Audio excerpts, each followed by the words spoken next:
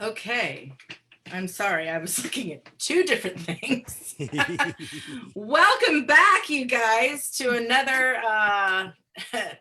what are we calling these episodes? Hellbent for Horror Takeover Thursday, I believe. Yeah, Hellbent for Horror Takeover Thursday. We're back, and this is the music episode. I'm super stoked about this.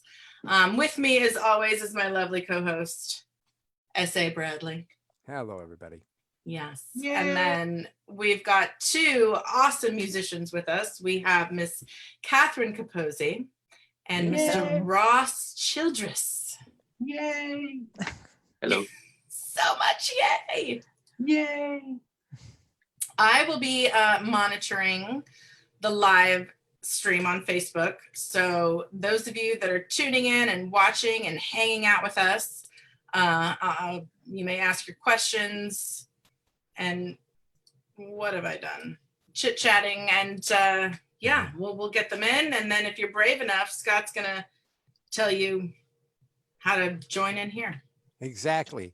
So thanks, everybody. And thanks, Ross, and thanks, Catherine, for coming on. As we've mentioned to people who have watched this before or have been on listening to my show, this is basically a free-for-all that we wanted to do because so many of us love the concert life. We love the convention life, and we're not getting that live event anymore. And we're no longer able to even go to conventions. And, you know, for some of us, even the creative folks, we don't get out much unless we're doing something creative. And so having that missing in our lives is kind of a big deal. And I wanted to see about putting something together where we were able to try and recreate that after hours thing, you know, where you've gone through the day at the convention or the concert, then you're at the after party, the bar is finally closing, but you're not done. You want to continue to talk. And that's where the fun, the energy, and the magic comes. I wanted to see about getting people to talk about what they do, talk about horror in general, and also see about promoting ourselves. So anybody who's watching right now, if you are an artist, if you're about to be an artist, whatever it is, if you would like to put your information on any links that you have to any work that you're doing, anybody that you want to promote, put it in the comments section of the Facebook Live page. And what we've also got is to break down that fourth wall and keep things spicy. We'd love to have you come on if you're brave enough to come on inside to the Zoom show that we're doing, as long as you have your video on and as long as you have your audio on, you have a question. Now, some people I'm going to let in by way of quizzes. I may ask some quiz questions. If you think you can answer the question, you can come on in and then you can have a little bit of time talking with us. You know, it's the idea of kind of like how it is at a convention where someone will just come up and get involved in the conversation. More than willing to do that. I do want to give a little bit of a thing. Of course, I mentioned the horror filmmakers and artists. Post your links for work in the Facebook comment section. That's a big piece. We also want to give you a little bit of house rules. So if you're going to come on here, you know, we got some really nice people here. We want to make sure that you take a little respect in the room, right? So you must have your video and your audio turned on. Any negging, any hate speech, any general ass hattery is going to get you booted from the show, like promptly. Yeah, Vanessa, show your thumbs and your forefinger. Those are fast. They will destroy you immediately if you decide that you're gonna. So just had that Will Ferrell moment from Talladega Nights where I'm like, I don't know what to do with my hand. What do I do with this? These. I want to say hello to Rick. Out. Yes, exactly. And requests to join the live Zoom. We're going to be putting in a little bit of time in the comments section of the Facebook Live. I'm going to put all the information for you to be able to join. The passwords and things like that will be there. So it will be open season. Once again, if you are going to get in, be cool. And also it's going to be dependent on whether we're going to have a moment to be able to get you on. We're going to do our best to get you in here if you so want to be. You can also, if you're still shy and you don't want to go down that path, you can still chat with us on the Facebook Live piece. We're going to be monitoring that, which is why I say hello to Rick Sarah. I want to also say hello to Lisa Gorski. She's saying, hi, gang. That's right. We are a gang. We're a vicious gang. And we're ready to get moving on here. So let me, Vanessa, you want to ask a question? You want to start us up? I do, but I also just thought of something when you were talking about doing maybe a quiz to let people in. And since Catherine so lovingly has her guitar out, maybe It's only she because could, I can't reach. oh, well, I'm just saying, maybe if she played we could do a little name that tune to Ooh. get in here. Name that tune. Not to put any pressure on you, but Welcome, Mike Kelleher. Thanks so much for coming on as well. yes. So I'm going to say this is what, at least for me, kind of started this particular episode is Scott and I were having a discussion about the relationship between music and film. And how crucial it is, especially in horror. And I think specifically, Scott, remind me if I get this wrong, but we were talking about Halloween and how they had played it without the music. And it was like, okay. And then they put it back in and it had an immense impact. And I think that's so true. And like you say, this is the only genre named after, an emotion. So, and these two, of course, being musicians and composers for film, I really wanted to talk a little bit about that relationship. What kind of drew you guys to that shift between creating your own just original music, kind of in a traditional fashion for, say, an album, to really trying to create art for someone else's vision? And I'll throw that to Catherine first. I think for me, it was an idea that I have my main band, which is Axe Munkee, and it's kind of a heavy band, and but I have a lot of musical interests, and so some of it would never fit with Axe Munkee. And I've always loved movies from when I was, 10 years old, doing my own scripts. I'm not a filmmaker. I'm not necessarily a visual person, but being able to kind of, I guess, sound bomb or interject my character, which would be the music, to kind of like describe the emotion in a scene. I feel like that is, something that I've always wanted to do. And plus being able to kind of express these different characters and being part of the emotion, because that's, to me, what music really is, in a sense. It's not about like how many theories and how many scales. It's being able to kind of convey an emotion. And that's sometimes it's intuitive, but sometimes I think people get wrapped up into the, I need to have a diminished chord here for this thing. And it's just like, okay, well, that's the expensive chord, but maybe you should just listen to what's going on to,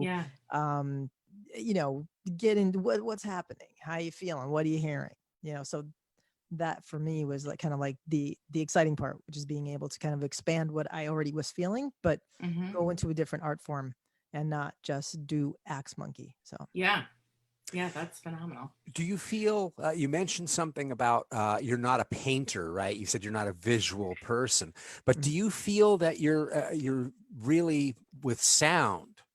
Do you ever have like visions of this is what I'm trying to get across? Like when I talk about like Jaws, the theme to Jaws, when I think of that song, it's not the ocean. I think of my 10-year-old self rubbing my feet on the carpet, scared to death because I'm hearing that song, right? Right. So is there anything like that you're trying to convey or you feel when you're putting it? Yeah, absolutely. And I think, let's see, there was a film that I did that was, starred Michael J. Epstein, was called Leopard. And that was one that I kind of, was asked to do, is just something that was like a very short film. But I found that like when I was doing that, I felt what Michael was trying to convey as a character. And for the first time I was like, oh, this is something that I could see how he was, I felt what he was feeling, as this character, and was able to kind of like put that into sound. So I guess in a way it was coloring the scene with the sounds that I was using, so, and that's, it's, sound is everywhere, right? So how you paint it, that's the color palette you use, is all the sounds that you want to create for an emotion. And I guess could be different for each person. I don't know, But, what's the color palette for Axe Munkee? Primaries. It's got to have a good group. It's dark. It's heavy. I love drums, so I have two drummers. I have Yuri Zabitnov, who plays, acoustic big drums, Yuri big drums, and Tamara Gooding, who has the electronic percussion drum part. So they play off of each other, and I love that. So it's like that has always moved me, that kind of thing. And so that's, I go for the groove first, and then I kind of play off that. And it's always comes from like a deep low spot. I was lucky, like for the past couple of years I was invited as an artist to go to Cote d'Ivoire to play with some of the master djembe players. So they didn't speak any English. I don't speak French, and it was culturally completely different. I was like, I went to Abidjan, and for me to explain it, it was almost like post-apocalyptic New York meets Mad Max. Was crazy. But I got to, it's kind of like when you say the cliche is music is a universal language, but in this case, it absolutely was, because, I'm not the same race. I'm not the same country. I'm not the same anything of you guys, but I got thrown into a hot room, no AC, and these guys were already playing, and they were like, just plug in, and I want you to jump in and start playing. And I'm like, okay. I don't know what my guitar was tuned differently than the other guitar players. So I had to listen, and I had to listen to what was happening with the drums. So it's like, that's all emotion. You're walking into this room. You're like, I don't know where I am. I don't know what we're saying, but hopefully we're going to all communicate right. Cause either I'm going to be in, part of the group or tossed out, so. Yeah. Now, Ross, you kind of recently started getting into more composing for film. And how was that transition? Because, I mean, for anyone who doesn't know, like, you started in a really popular band, a little project called Collective Soul. And that was you were really young when that started. And that was kind of your introduction into the industry. And then, later on, you kind of made that transition. And I find it, it's awesome. And what Catherine was saying is like, it is an emotional thing. Like you're trying to, you have a script and you have these words and you have these actors and you have, going on film, but then to also translate some sort of other dimension, other kind of emotion with the music, and trying to portray exactly what needs to happen right there with that scene, whatever particular scene you're in and all that stuff. I mean, it's a really cool challenge. It is. It's so awesome. I'm not saying I don't enjoy, popular music, whatever popular is now. It's like, pop music, short for popular. So you're dealing with 3 to 4 minutes and maybe with a certain tempo. With film, you can almost throw tempo in some cases out the window because you can go free time and depending on the situation. But it's really cool. It's awesome. Amazing. I was actually lucky enough, that is how you and I met, actually, was through film. Yes, we have a common, we enjoy Stephen King. Yes. This was, I don't know if it was as cool for Ross, but this was super cool for me. I'm going to tell this little story.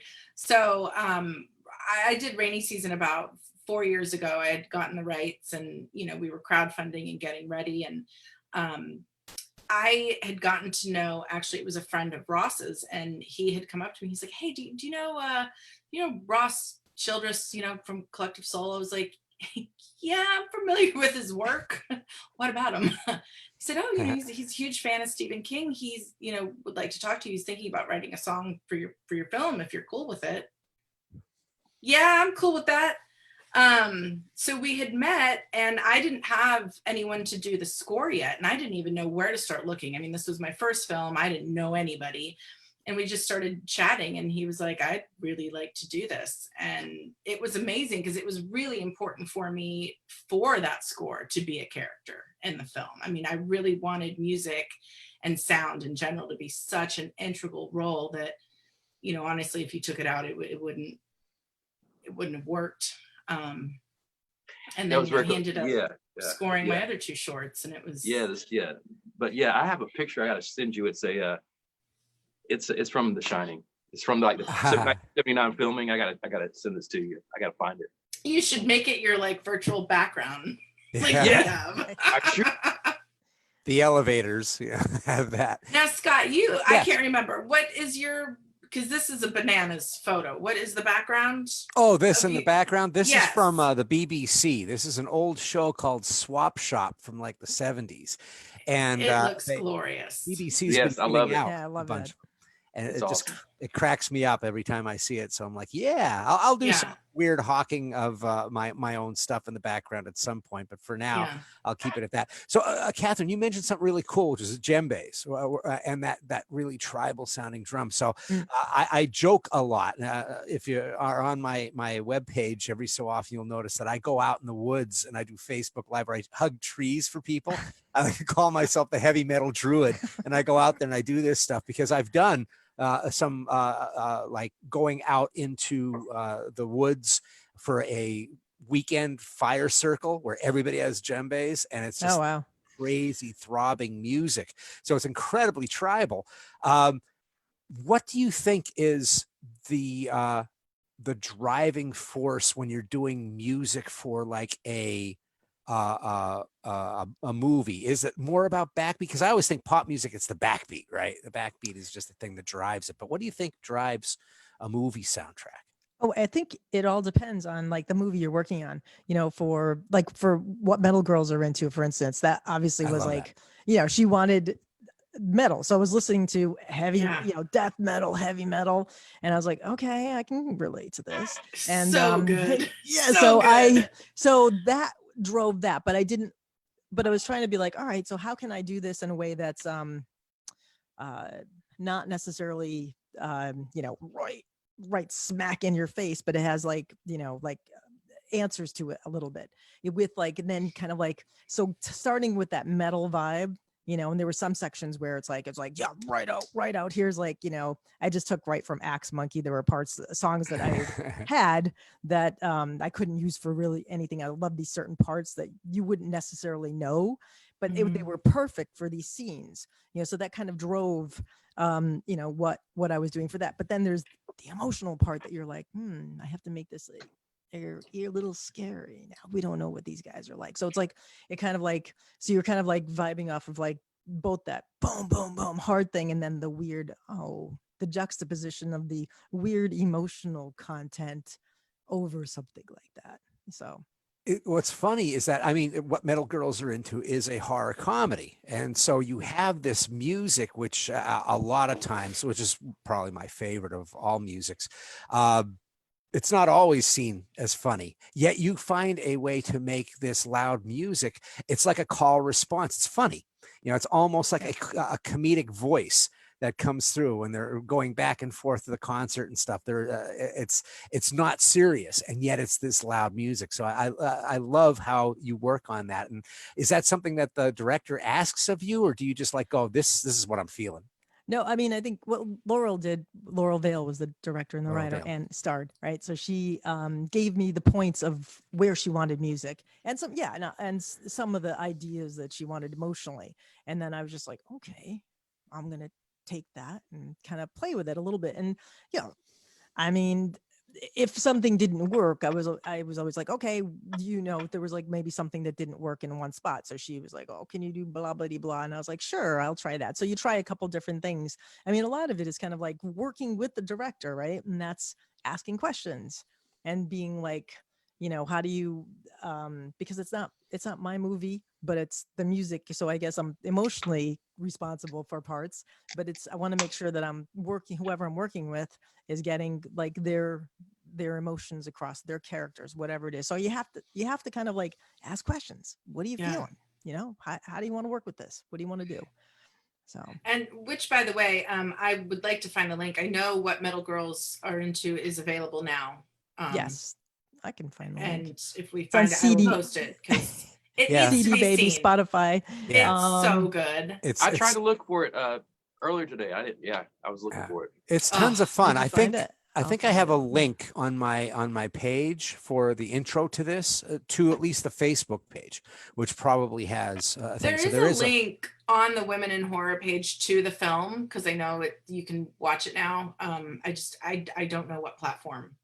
Okay. Gotcha. Okay. It's on. And if But- I don't know if Laurel or anyone else jumps on and they know, like, please post the link because Exactly. It's a phenomenal film. It's so much fun, and the soundtrack is. If you're a metalhead, it's a So fun good. soundtrack. And I am not a metal person, but I loved it.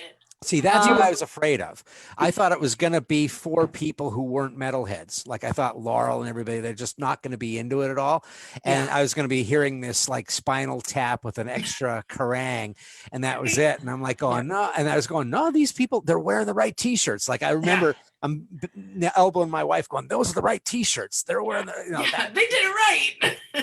they did Right. it And it's also like what I love is like I had, so Sophia Cassiola, I had her do the end tune, What Metal Girls Are Into, as I love Sophia's voice. So she kicked ass. So I was like, yeah, all right. Another good director, another fine. Yeah. My buddies. I cinematographer. work all the time. Michael and Sophia. Yeah.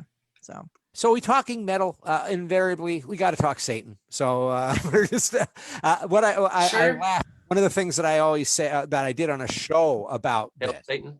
Yeah. Hail Satan. Hail Satan. Exactly. I talk about how Ozzy Osbourne gets a bad rap. It's really the monks that started heavy metal, or devil music, because they came up with the idea of the diminished fifth, right? Or the tritone.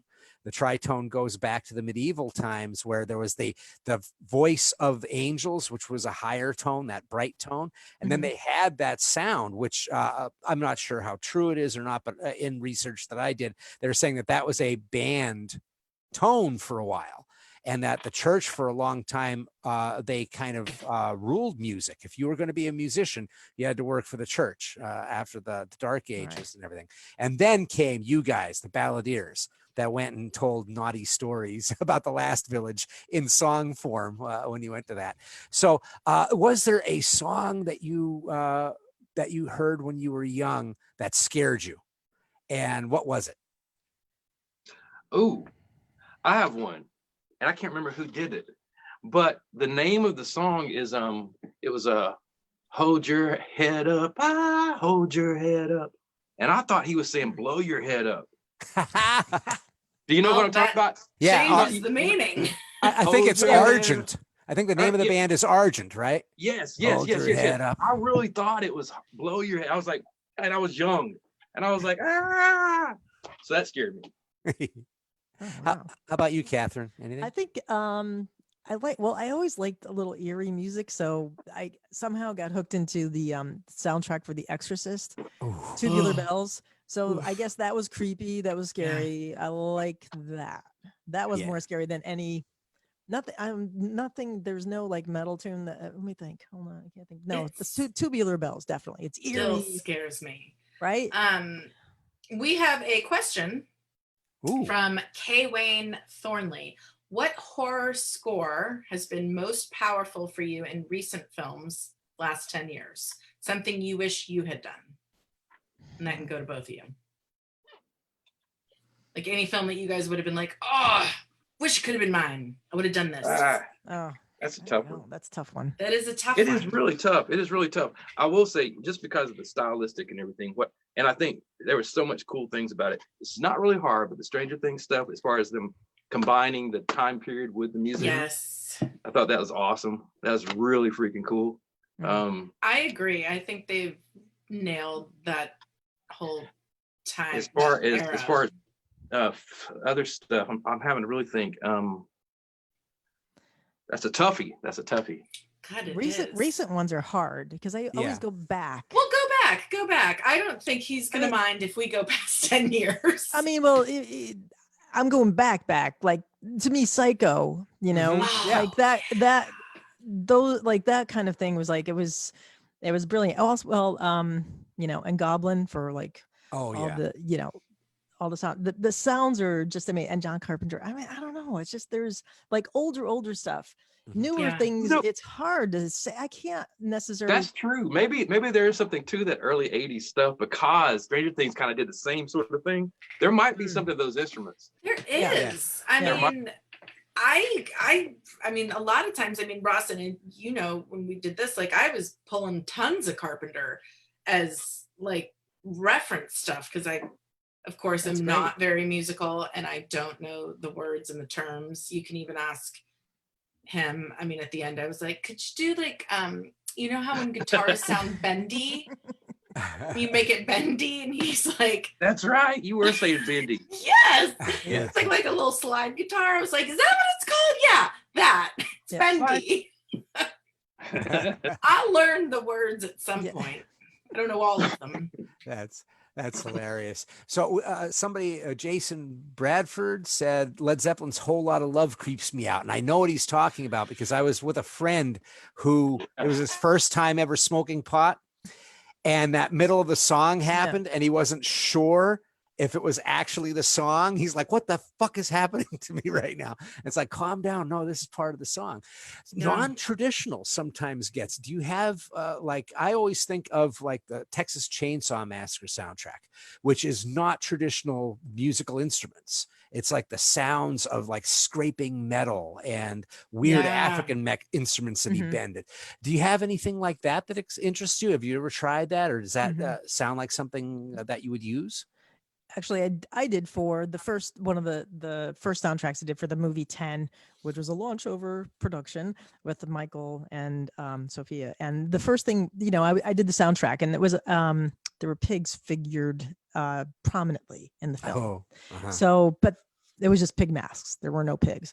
But we needed to have a sound for the you know, the killer, when the killer came in, when people were dying. So I was like, so I thought, oh, cool. And I was listening to the Psycho soundtrack, and I understood that, you know, he kind of like used birds and bird sounds. I was like, I'm going to find pigs being slaughtered, which was not a good idea because I was listening to it and I was like, oh, you know, I can't believe anybody like actually recorded this. So I was like, I was like, I can't. So instead I listened to like rusty doors being opened and like I think frogs creaking somewhere and monkeys screeching. And I've kind of took all these samples and layered them on top, and then put guitar sounds on top. And then, you know, then we kind of used it. Michael manipulated the sound, but we came up with something. I just recently discovered, even though this is not a new thing, but so many things are new to me, as you'll get to realize. But is it called a water phone? Or I'm gonna have to look it up. It's like this bizarre instrument, and you know, I saw it on one of those things where it's like, you'll never believe what all of the creepy sounds in horror movies are made with. And it's the thing. I'm gonna have to find a link, because believe me, if I try to describe it, but it's in every movie, right? At some point, it's like a big organ almost, but it's not a sit down thing. It's got like all these tubes and everything on it. Yes, I've seen that. So yeah, we just got a really cool. Actually, we should invite this guy to join us if he wants to elaborate. In fact, what I'm going to do right now is, I think we've had enough time to get warmed up. I'm going to see about putting in. I'm going to put in the information so people can get in the Zoom meeting. Yes. And we'll both of us, we can do dueling doorbell answers. And yeah, xylophone.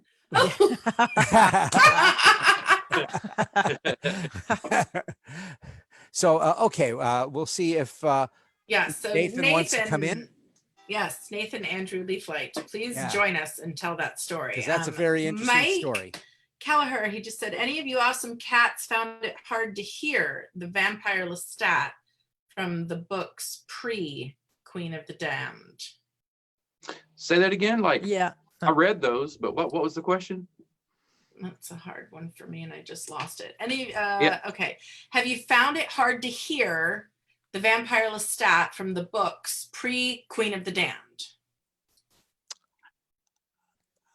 I'm not sure.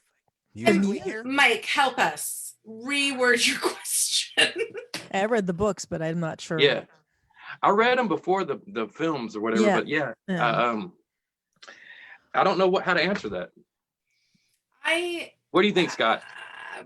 Yeah, I'm not necessarily sure. My thought is sometimes the voice, like maybe what we're hearing is, you know how like Laurie's theme in Halloween, there's a theme for each character, that main character. Maybe there's a theme to Lestat that is very different from what you would normally assume it would be, right? That's true, because he was a rocker. Yeah. Oh yes, he says in the books he becomes a rock star vampire. Yes. Yeah. That's true. Yeah, that's true. Good job. Yeah. And someone Woo. said Hernando's, Wayne, he said Hernando's Hideaway terrified me when I was little. Of course, another one Yeah. It's Yeah. very funny because I mentioned that about scary songs, and Yes. I grew up in a time when all songs seemed to be scary. In the late 60s, early 70s, I mean, Alice Cooper scared the living hell out of me because there was nothing like Alice Cooper, and they started having these live shows. He was doing these crazy freak shows. Yeah. My parents were like thoroughly horrified, and Kiss wasn't scary to me. For some reason, Kiss was never scary to me. Kiss But- scared me a little bit, like just Gene Simmons in particular. Even though he did nothing scary, I was just like, what is that? Yeah. Now You know, I think he would be Yeah. amazing to like I found hang out him. with. I don't know. I found it Kiss very fascinating for some reason when I was really young. It was like I wanted to like listen to him, even though I It couldn't. was too. I don't like clowns, and I don't like painted faces, so I think that was a little bit of it. Not that they were clown-like, but it was. Yeah. You know. I loved them when I was 10. When they came out, I loved them. I was like, Kiss is the greatest band in the world. Yeah. And then I got into music, like heavy metal, and I'm like, Kiss makes me upset. They steal everything. They're not that, they're a great show band, you know, all that stuff. But if Kiss was to like show up somewhere, I'd be there. I'd be like, I got to see them pretend that the amps are on fire again. You know, I need to watch them do that stuff. But anyway, we have Nathan. Nathan, you had a great story. We'd love to hear you tell that story because us talking about it just isn't going to do justice. All right. No, you're gonna have to. I want to hear it. Thank you. Thank you. Can you hear me? Yes. Yes. All right. Very good. Back when I was in college, I went to Oberlin and they have a Collegium Musicum, which specializes in Renaissance and medieval music, ancient music, basically. The director of the Collegium, L.D. Nurnberger, was really good at hunting down and finding these ancient manuscripts that had been lost. And he found one, I think it was a madrigal, that made extensive use of the tritone. Oh, wow. And he decided he would introduce it for the Collegium to perform it. And shortly after he introduced it to the Collegium, he suffered a heart attack. This was not a fatal heart attack. I don't know if they ever actually got around to performing it or not. That's so funny because, of course, there's that whole thing of cursed music, right? Oh, yeah. And that's something that I grew up with as well, because there's this really interesting thing. And I think we can all talk about this. I don't want to dominate it, but I wrote a whole chapter in my book about this because I thought it was so fascinating how pop culture, how the society. Sorry. Did you say book? Did you say book? Oh, yes, my book. Thank you. Thank This you. is available for purchase, by the way. Thank you. Continue. Written by this jerk. So I did it. Yeah, that swine.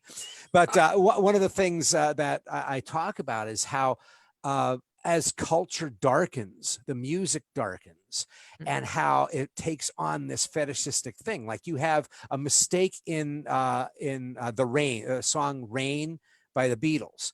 It's just a mistake that happens where they backmask a sound. It's the tape is in wrong or whatever, and the producer hears that, and George goes, well, we got to keep that. That's kind of interesting. That starts an entire thing where people start looking at music and the subliminal messages that may or may not be in there. That becomes huge. And by the time the 70s come, there's devil music, right? You've got the band that was known as Earth that then becomes Black Sabbath because they're rehearsing across the street from the movie being played, the old Mario Bava song. They go, oh, Black Sabbath is a good name. And the next thing you know, history's made. They tune down and you've got this amazing guitar sound, and before you know it, there's evil music. So there were things that weren't even evil that people were talking about that they were evil. And I grew up in a fundamentalist church, so there was like this whole thing of how Afternoon Delight, that song from the 70s, had scary, devilish things in there because it's promoting sex. Pina Colada actually says marijuana in there somewhere. And of course, then you go directly to the backward masking, where they used to play the turntable backwards so that you could hear Judas Priest telling people to shoot themselves and stuff, that kind of thing. So let's talk a little bit about that. You guys, let's talk about scary legends and lore of music, the cursed song. Nice. Let's see here. Another one bites the dust. Queen is I Want to Smoke Marijuana. It's I Yep. just marijuana. That's true. Backwards. Yeah. Let me think. What else? Are we Does talking about just scary songs or stuff that's like Yeah, it can subject just- matter? It can be scary Because you songs. just introduced me to an album that I must have now, but Nick Cave's Murder Ballads. Oh yeah, yeah. Oh, Love murder ballads, and that's a whole thing that I wanted to talk about too. Murder ballads. Okay, we'll get there. That's interrupted. that whole. That's a I jumped whole ahead. different thing. Whenever I mean, this is a party. Whatever. Yeah, ignore me. I'm gonna drink. Woo! But yeah, it can be scary yeah. songs or songs that have this legend and lore. Like what was it, Roller Coaster of Love, where they said that was the sound of someone actually dying in a roller coaster accident, that it was a recording, somebody died. So the screams that you hear in the song are real screams. So it's like that whole weird thing that happened in pop culture in the 70s. Everything was a conspiracy. We're back at it, but there was that whole thing. Greg cycle Gilbert. history repeats. Yes. Greg Gilbert just said "Nature Trail to Hell" by Weird Al Yankovic. mean, Scary or that would be- funny? The classic I of mean- that would be the old "I Buried Paul." I mean, if we're gonna go with that, if we're gonna talk about parodies, what was the one that the Fresh Prince did? Nightmare on My Street. Yeah. Oh yeah. So also with us is John and Edward. Either of you guys want to chime on in with something? Well, Huge Alice Cooper fan. can you guys hear me? Yeah. Yeah. Oh, okay, good.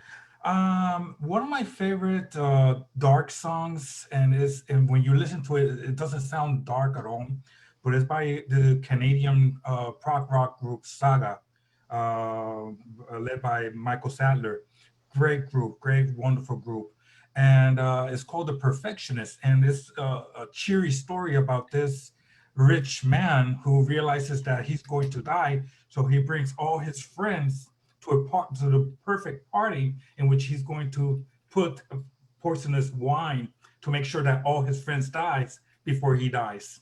It's very wow. dark and very cheery. Jeez. It's a very good song. I recommend it. Perfect. So if anybody comes up with anything here, like murder ballads and stuff like that, if you want, put a link in the thing. We can have a playlist that people can go to. I actually have a afterwards. question about a murder ballad. This might be a good quiz question because I don't know what song it is, but it's actually in a comedy. It was in Raising Arizona. It is the song that Ed is singing to the baby when he wakes up from the nightmare. And it's about murder. It's terrible, but I don't know what song that is. And I want to know because I like it. But if anybody knows, clearly I could Google it right now, but I'm busy. Yeah.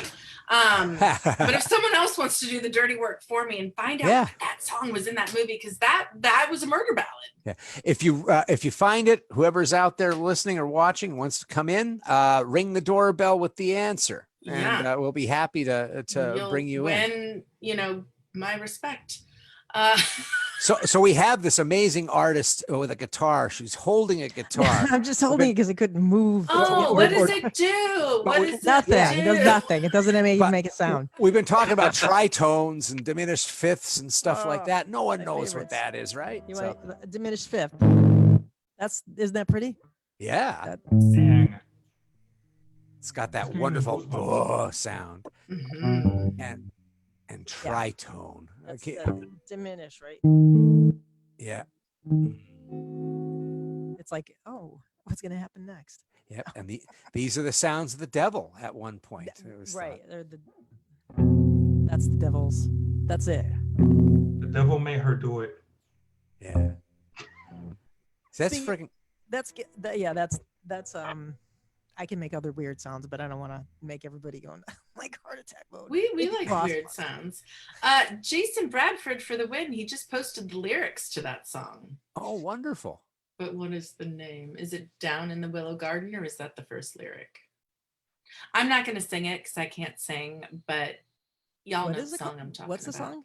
Down I in the don't know, Willow Garden. It's just the lyrics. Ah. I just remember because that bit where she's singing to the baby and she's like, if I would murder that dear little girl. whose So name was Rose Connolly. I'm like, yeah. Isn't that like, wait, I'm- here's a murder, the when the Knights went out in Georgia, right? Isn't that Yes, exactly. Yep. Stagger Lee is probably my favorite one because Stagger Lee it changes with each generation what Stagger Lee is. And it's been done over 100 times. Different artists. The one that everybody knows is, I think, Ray Price, from the 50s, the Go Stagger Lee. That's like the real famous one with the saxophone. It's very upbeat. But Stagger Lee was a real person who murdered someone in, I believe, East St. Louis. And he killed the guy at a bar for a Stetson hat. He took the guy's hat. Now, in real life, I believe that the wife came and shot Stagger Lee and killed him. But most murder ballads started with the idea of there being revenge, right? So you have this terrible murder happen. It's either told by the murderer himself and he's on the gallows, or it's told by the person who's killed. Most murder ballads go in that fashion. And Stagger Lee was told by an observer. And what happens is, in the 40s, when I think it happened, obviously he's a bad guy. And he's meted out justice by either the police in some versions, or the wife shoots him in the crotch in one of the bigger versions. And then as it gets to the 50s, he's allowed to escape. The anti-hero gets born in the murder ballad with Stagger Lee, because the chorus is "Go Stagger Lee," tell him to run after he shot the guy. So the whole thing is like people are admiring the pluck of that guy.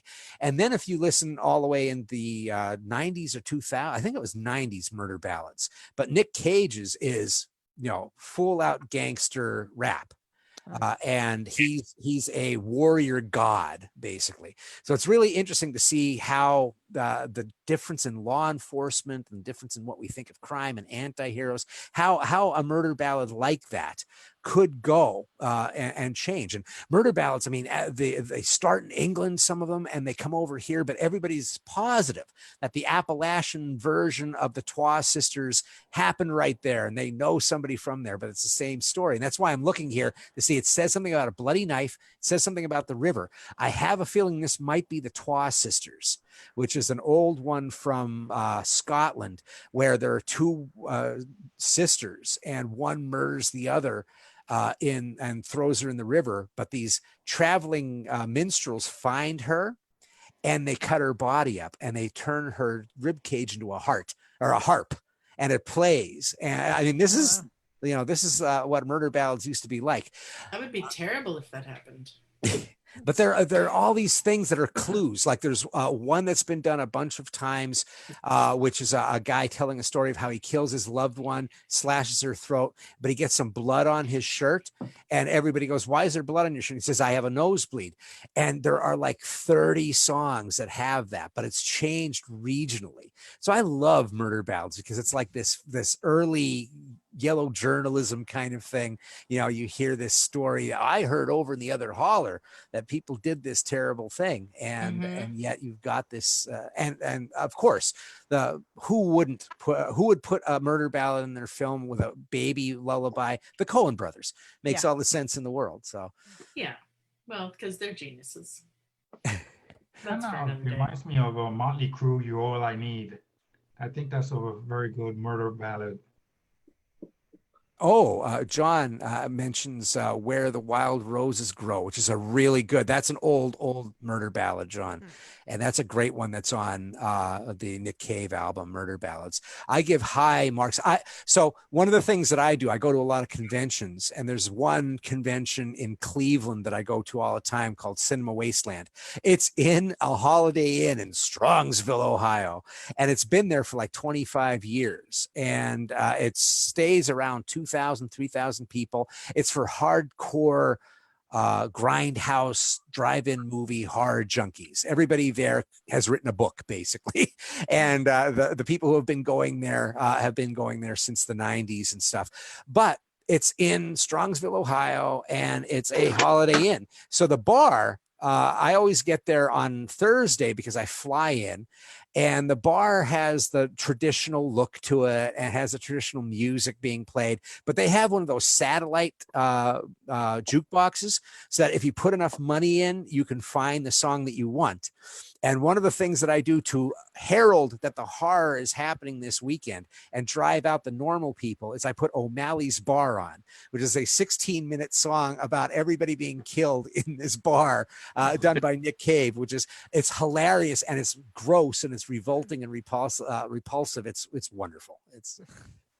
Oh, I missed Mateo. Mateo was trying to get in. Mateo, if you want to come in again, come back. Feel free. We have a couple comments here. I think people were mentioning a few different songs, and if I am repeating them, I apologize. There's The Long Black Veil.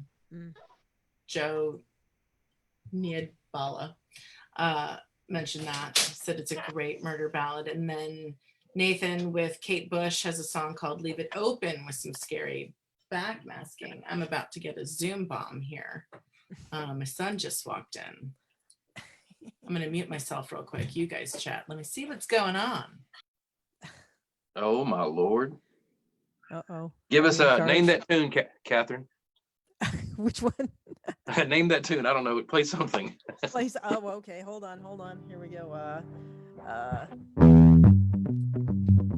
You're done. Can you look for headsets? Or I'll just go look for them. Uh-oh. It's Mateo. Are we back? Okay. I I didn't really go anywhere. I just had to.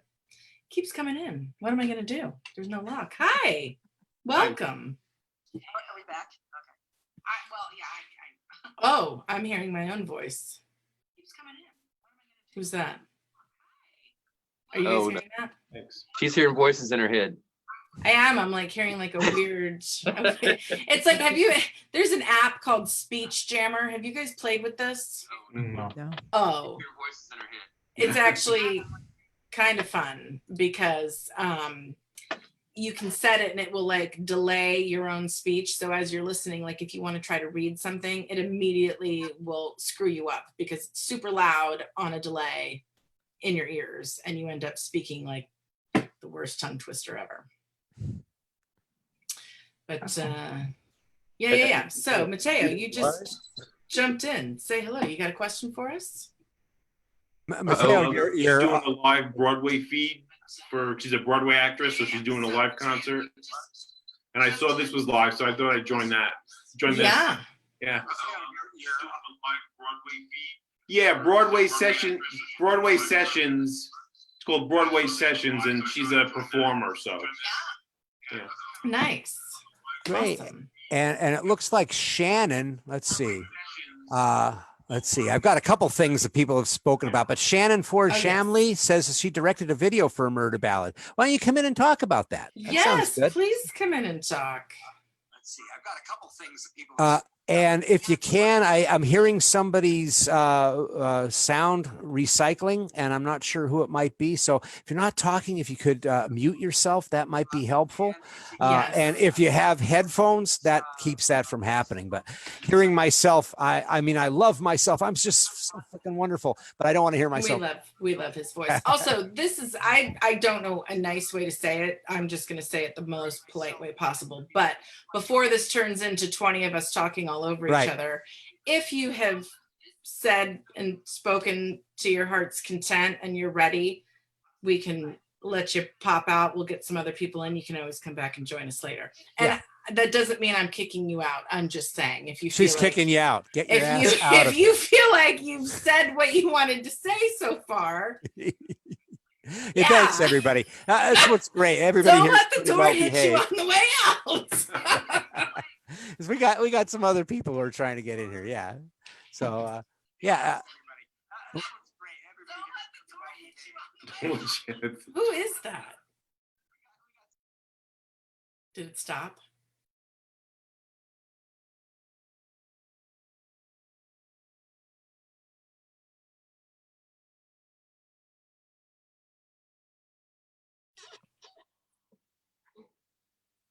So everybody's muted except for Vanessa. Scott, you're muted. Everybody, yeah, okay. I'm like, I can't hear anything. Can you All guys God's hear me? children. How Yeah, there dare we go. you? Yeah, there Okay. we go. Okay. Am So I any- live? We're bound to hit a You're hiccup you're, now you're and live, then. Edward. No Okay, problem. good, We good, hear good, you. good. Okay, but yeah, if anybody who's in the room, I'm assuming, I'm just assuming everybody's fluent in Zoom these days because that's where everybody's been doing. But if you do get muted down in the lower left-hand corner is a microphone, and it'll have a little red slash through it if you are muted. I do say for the respect of the rest of the group, keep yourself muted until you're ready to speak, and we'll be more than happy to. And if you're in here, you probably notice that there's group chat. So if you hit the chat on the side, you can say, I have a question, stop talking, sandwich. Just yell Sandwich is our safe word. That's our safe word. If I It's the start nice way to say shut the fuck up. yeah. So Shannon, if you can, it should be pinned. The information for how And to while get in she's there. trying to get Yeah. in, I see Mike. Because I'm sorry, I'm going to do my best, but I am trying to scroll through some of these comments. Mike Kelleher said, "You're touching bases, Scott Bradley, from the cultural influence of my earlier question." Oh, this is back to the one we were confused about with Lestat. Oh, okay. The book Lestat comes out in '85, following interview from the late '70s. When the first book became a film, I became introduced to the books. The vampire Lestat character had so much dimension reading about, but trying to hear in the imagination what a rock star vampire sounds like was way hard. It is, and I have to say, when I saw the movie, I was disappointed in the music. Oh yeah, absolutely. When they did that, I don't know. Whenever they did do that, oh man, It was cheesy. I was just They like, did- it was bad. It was They bad. could not. They did not. They did not do it justice at all. No, but vampire movie that did have a good soundtrack, Only Lovers Left Alive. Do you know that one? That was great. I shall add it to my list. I love that. And there's one of the songs. It was done by an Arabic singer, which I can't remember her name, but it was a beautiful song. It's like Someone look it up. awesome. Let us know. Let me see. Hold on. Christopher G. Moore, while you're looking for that. If you're looking for some pop-oriented horror songs, singer Kim Petras has a 2019 album of songs dedicated horror and all things Halloween called Turn Off the Light. Huh? I might have to look that up. That's really cool. I know. Yeah.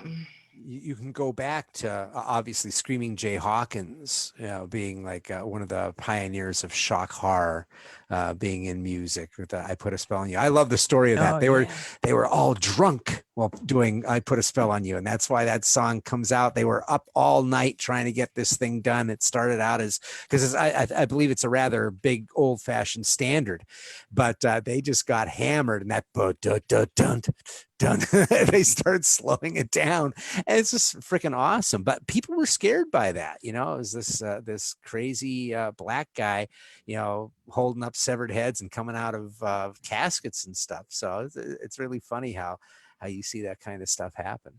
That's great. I have one. Do you guys are you guys familiar with Diamanda Galas? Do you know? I don't know this.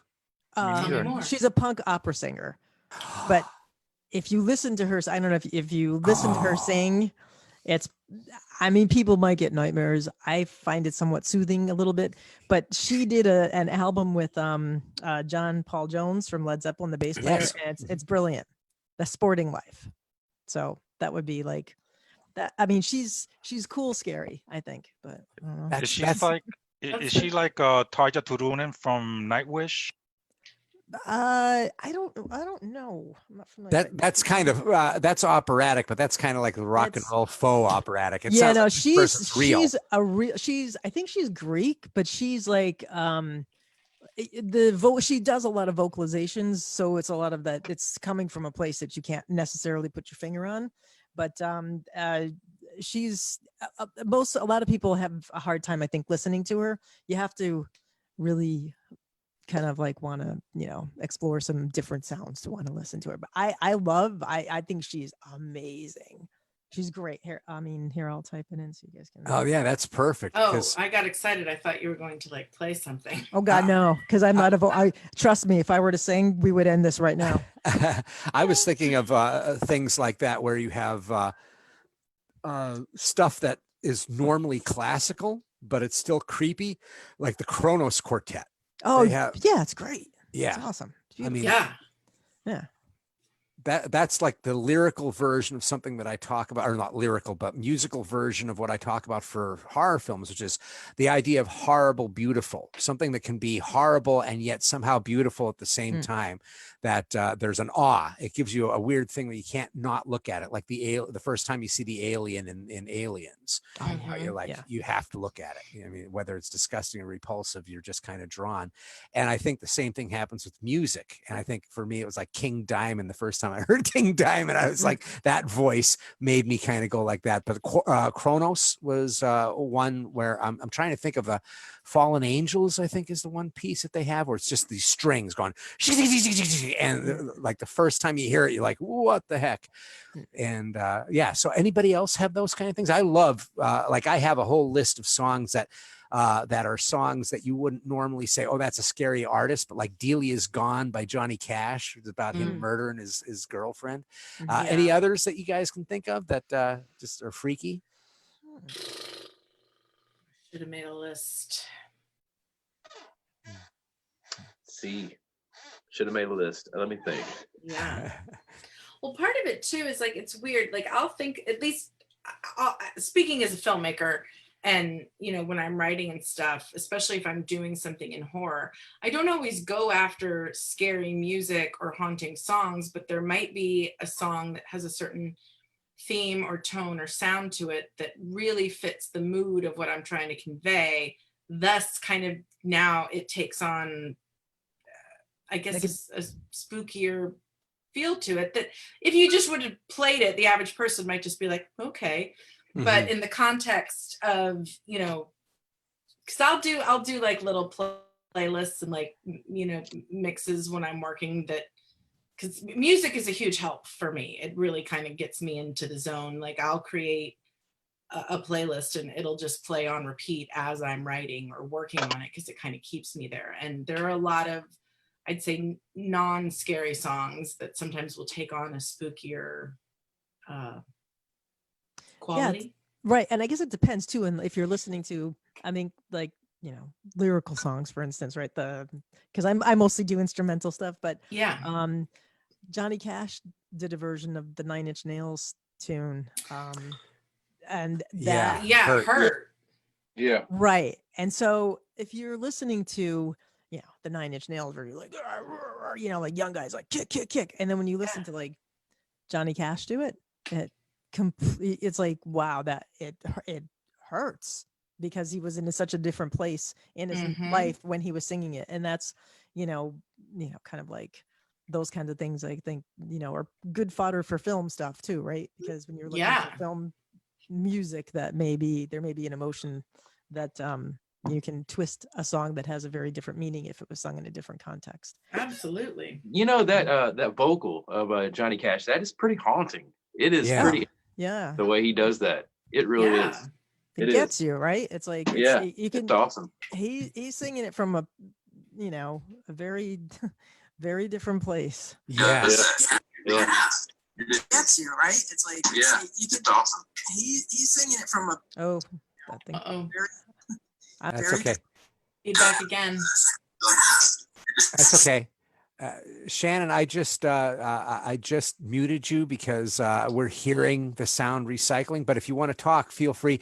Put on headphones if you can. That'll help us not have that that whatever you call that recycle. It reverb. Also makes you look super cool. Yeah, we're all cool with our airline pilot headphones, right? Yeah. Go on, caller. Yeah. That's a really interesting point, though, Catherine, that you talked about, where he was at a whole different place when he was writing her or doing Hurt than I'm thinking of like Warren Zevon did a version of Back in the High Life again by, oh my God, Traffic, Steve Winwood.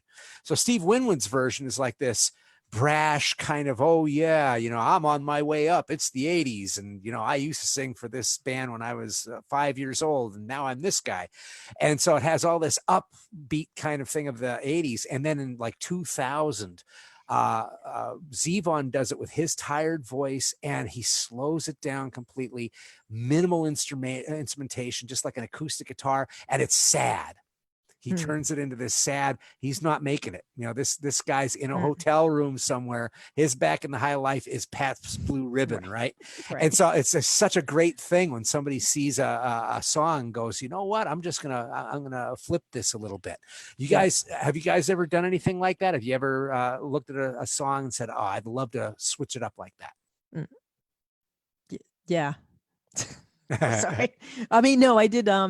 When I did, what is it, the big production I did, Bring Us Your Women, we had a Kickstarter. So people were asking for songs that they wanted to hear Axe Munkee version of different songs. So one of them was, God, what is it?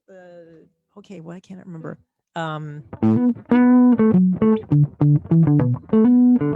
So anyway, we did that song. Why can't I remember? What song is that? I got my mind. Is it Voodoo Child or I don't know. Voodoo Child. Thank you. Okay. Yeah. Ross for the win. Oh, right. Ross, you win the Purple Haze. Take a drink. Oh, that was Purple Haze. No, but it was Voodoo Child. It was Voodoo Child, definitely. So I messed that up because I was like, hey, we're an instrumental band. But I asked one of the vocalists that was helping with Bring Us Your Women to go out of her box and to kind of like, we did a weird intro and, you know, so we twisted it around a little bit. I don't know. It's kind of like, it's a metal. It's a twist. I didn't want to do what Jimi Hendrix did. I didn't try to copy a blues thing. Right. I'm not Jimi Hendrix. So I did something else with it, but I'll have to find the video. I can put it on as a link. Yeah. So. What about you, Ross? Anything you'd really love to kind of cover and completely change up and rearrange? I don't know. I don't know. I don't know. I haven't really thought about it. But yeah, I wouldn't want to insult if I messed up their song. I wouldn't want to insult anybody. I think I'd want to leave it. Wow, you're such a sweetheart. That's Right? really sweet. Wow. I would think everybody be like, nah, screw that. That's my song now. Did you guys ever see there was that music show when I forget what band it was, but they were looking for a new lead singer. Journey? Tommy Lee was there. It wasn't Journey or NXS. It was after that one. That show came back and there was like, okay, someone's gonna have to look it up for me. But anyway, one of the contestants, you know, the guys who are all, and gals that were like kind of auditioning to be the new lead singer of this band, you know, would have to come on and do various arrangements. And there was a guy, and I can't remember his name, but he did a cover of REM's Losing My Religion. And he did it on the piano. And it was so dark and so haunting. And never in my life would I have ever like envisioned that song to come across that way. But like completely, I was like, oh my God, this is the best. And I don't know whatever happened to that guy. Huh. That's cool. I want to open it up for Shannon. She did come in here. She is nice and got headphones so that we don't have that crazy sound. This is your reward. Thank y'all. Thank you so much. It's really exciting to be with y'all. I'm huge fans of everybody. So thank you so much. Especially Vanessa. She knows I follow her all the time. Oh, yeah. So yeah, I actually I'm in film directing for some time now, and one of my first storyline films was for the song Violets in May by Hillbilly Casino. Does anybody know who that is? No. Actually, Rosalind was my AD. Rosalind Maddox. Oh, yeah, Roz was my AD. Rosalind. Yeah. There was a lot of female filmmakers that were on or cinematographer. I'm sorry, I'm a little nervous. It's been a while. Oh, it's okay. I'm better behind the camera, you know? Listen, I have messed up 34 times so far, so we're good. Oh, right on, right? Hey, I'm all for it. You know? So that was, I actually, the song is actually pretty old, and I absolutely loved it when I first heard it. And it was the reason why I had got to know the band, and now they're families of mine. Has anybody heard that song at all? No, you'll have to find the link and post it so we can hear it. I will do it. Now I can share my screen and share the video if you'd like to. Yes. This is my very first storyline, and it's about it's about in the story, the music video, I saw it in my head differently than it was written. And of course, when you're working with bands and musicians, there's a whole like gamut of problems that can come in. And what a wonderful team, though. We all pulled together in the end, and they're amazing. The song is technically about a guy who finds that his wife was cheating on him. His best friend was sleeping with his wife, right? So I took a twist on that and I said, let's make it so that he thinks it's more like paranoia, and he thinks that his best friend is cheating on his wife. And then you see like the paranoia and the anxiety take shape with these Irish dancers. And I wanted it to be a little bit more haunting, so you have to forgive me. This is my very first one I've ever done. And it's one of the most proud I ever had. So let me share if you're ready for it. Yeah. Yes. Okay, I'll do the short version. There's an extended version too. So, all right. Let me know if my screen is sharing. We're not seeing it, but I also have to say I'm not sure because we don't want anybody coming in and showing his penises. Yeah.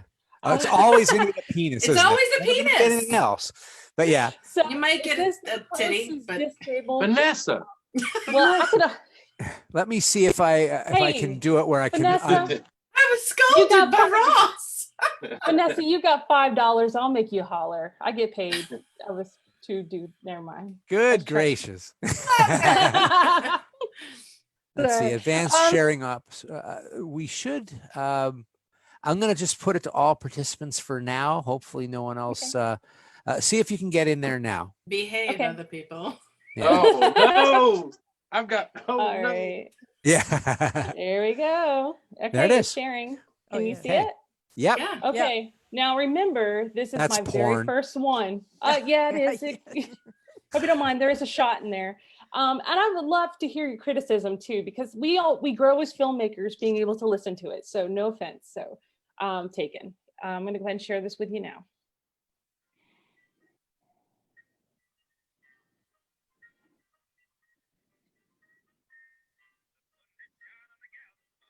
And here. She might have to pull her headset out. God, you're so technical, Vanessa.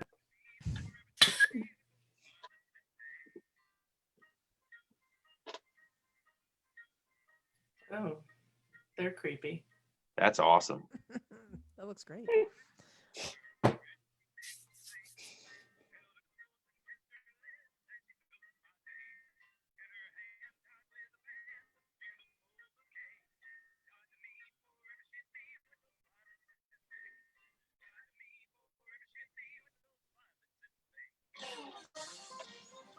There we go.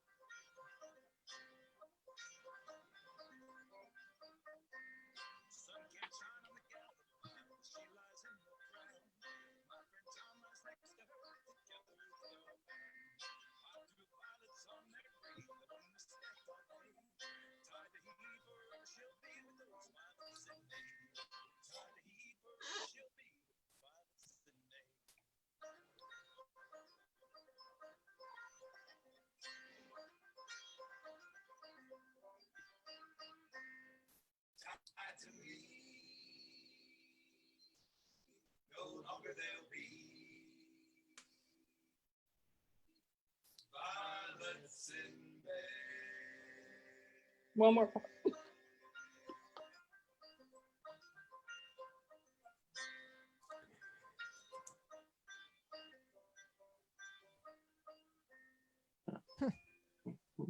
All right. Well, thank you so much. How do we? Wow. There Yeah. we go.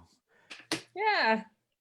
So that was there's a couple of like continuity errors, and I pick them up all the time. And I actually said I'm going to make a short film out of it. That is honestly what I wanted to do, is really put in some, like, those masks were made overnight. And we had a lot of them. And because it was a last minute idea to kind of spook things up a little bit.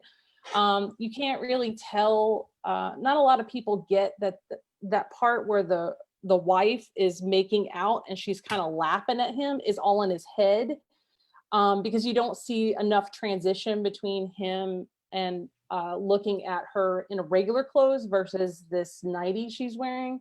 So, that was a big thing. And then also the scene where the cake is, you wouldn't know this, but there were 20 cars behind them. So I had to use After Effects and take all those cars out. Yeah. Man, I thought it was really cool. I didn't see the penis though. And we were looking. So that's the happy ending. You have to pay $20 in my tip jar. That's the happy ending. Yeah. Well, thank you so much, Shannon. That was great. Yeah, That was of course. cool. Yeah, That was really absolutely. Cool. I'm glad you liked it. But yeah, that's it. That's all I wanted to share. But you can kick me out now if you like. You can actually, and post the link if people want to, watch it and share it. Yeah. Sure. I would love to. I'd love to. We like to promote people. Yeah, it's got quite a lot of views on it. It's been growing, and a lot of their fans love it. So they've been sharing it and talk about it every time. So it's good. It was my first piece, and I'm looking forward to the next one. That's awesome. It was wonderful. Okay, well, take care. Well, thanks. Yeah, thank y'all. All right, bye. Bye-bye. See you later. Bye. Bye. All right. So let's see. Now I've got those visual images in my head. I'm trying to think of where we can go. Those masks were creepy. Yeah. Those were great. One thing that I've always noticed too is, like, for some reason, I don't know, it just be me, but the trees, shots of trees in films are like where they were doing the circling thing. Oh yeah. That for some reason that's always like creepy. I don't know why. Trees. It's weird. Yeah, I mean, I think some of that's just because it's disorienting, and it we talked a little bit about this last time, but like anytime you see something the way it's not normally seen, it shifts it makes it off, and all of a sudden it's unnerving. I think we were talking about how what was it? It was like if somebody, just changes their demeanor a little bit, enough to know like there's been a shift. It's like, and I think, you can do that. Like you can shoot something that's very, innocuous, but you switch it just a little bit and it becomes off, and you're like, something ain't right in here. Yeah, well, that's one of the things that like Laszlo Kovacs and cinematographers like that, when they were working with a lot of, weirdly enough, a lot of the foreign directors, not American born, they tend to look at what we see and take for granted in a different fashion. So like Milos Forman was able to do a lot of that with, if you look at some of the imagery that's in One Flew Over the Cuckoo's Nest. I think had Kovacs on that one. There's a lot of how he makes a sterility dangerous inside of a mental hospital. It's really interesting. There's a lot of comedy in that film, but there's always this sterility, you know, the idea of how bureaucracies are just going to eat you alive and all of that. Visually, he gets that across. And there's a lot of that from, like, I think it was William Fraker may have done Rosemary's Baby. So Polanski was a master of that. And there's a great moment in this documentary called Visions of Light. We're talking to cinematographers, and it's like Ruth Gordon in this movie is one of the bad guys, right? So she's sitting on a bed, and she's supposed to be dialing the phone and talking to some mysterious person. And he sets it up where you get her on the phone, and they're in the hallway, and they have this perfectly matched shot and everything. And Polanski comes over and looks in the camera and goes, "What are you doing?" And he goes, "What do you mean? What am I doing? I got her right there. We're seeing her on the." He goes, "No." He picks up the camera sticks, moves it over to the side. So all you see are Ruth Gordon's knees and her legs, the edge of the bed, and the cord of the phone going from the other end. And so they said, when we went to the movie theater, everybody in the theater went like this at that scene to kind of to lean. And he said, that's the genius, where you got an itch you can't scratch, visually being able to do that. Is there a musical equivalent of that for you guys? You mean in something we've composed or something? Yeah. Or something that you've heard but composed. One thing I can think of possibly, as far as this itch you can't scratch, is like basically if you do a piece of music and you never go to the one, which is the tonic. For example, Catherine, if you never, ever let the listener get to what the key of the song is, but you're playing in the key, so you never get to the tonic. You never give them that relief. Mm-hmm. Sort of that is a an itch you can't scratch. So yeah. Well, that's really cool. Are there songs that are a good example of that? Like, I'm thinking of how I'm going back to Zevon for some reason, but Werewolves of London has this really, it's bouncy and catchy, but that piano alone is creepy. There's like this really weird key. It is. Yeah, that is a cool, and I dig that song. I do. I really like it. It's a good one. It is. Yeah, it's a cool little song, and it's a good piano sound. Shoot, I wouldn't even be able to tell you what that is, but it's a cool one, definitely. Yeah, I like that one too. That's a good one. Yeah, Werewolves in London. So one of the things that I was thinking of is you mentioned before, Vanessa, about writing that for you, you listen to music. So one of the things that I've been doing, because especially cooped up, I put on Spotify every horror soundtrack I can find and put them all in this huge thing. So I'm listening to soundtracks from the 30s all the way up to now. Oh, cool. And having them mixed is great. I'm curious, what are you getting from the 30s? Old Dark House. So I'd have to tell you who it was that I'd have to look it up, who did the soundtrack for it. But I don't even know if they had like composers at that point, or if it was like house, like studio composers. What service are you on? Spotify. Oh, okay. Do you have a playlist you could share? That's what I was going to say. I'll look it up inconspicuously while we're all talking about stuff. But yeah, technology. Yeah. Yeah. And I love listening to it because there's so many different sounds, but I'm not sure. I'm sure that there's a name to the person who did the composition, but I'm interested to find out if, like back in the studio system days, if it was just like, okay, you do all the Universal films and you do all these. And, like there were directors who just did chunks of movies, if there were composers that just worked on that, as opposed to guys like Bernard Herrmann, who was doing that to a certain degree, but was so beloved. Pino Donaggio, guys like that, who people like saying, "Hey, I need you on my movie," or if it was just, you know, he's the guy, we just have him, and all of a sudden you have this sound that's really good. It And could have been that way because I mean, think, back yeah. in the beginning, everybody was under contract. Like you had a contract with a studio, and you had to do X amount of pictures, either as an actor, a director. Exactly, you know. exactly.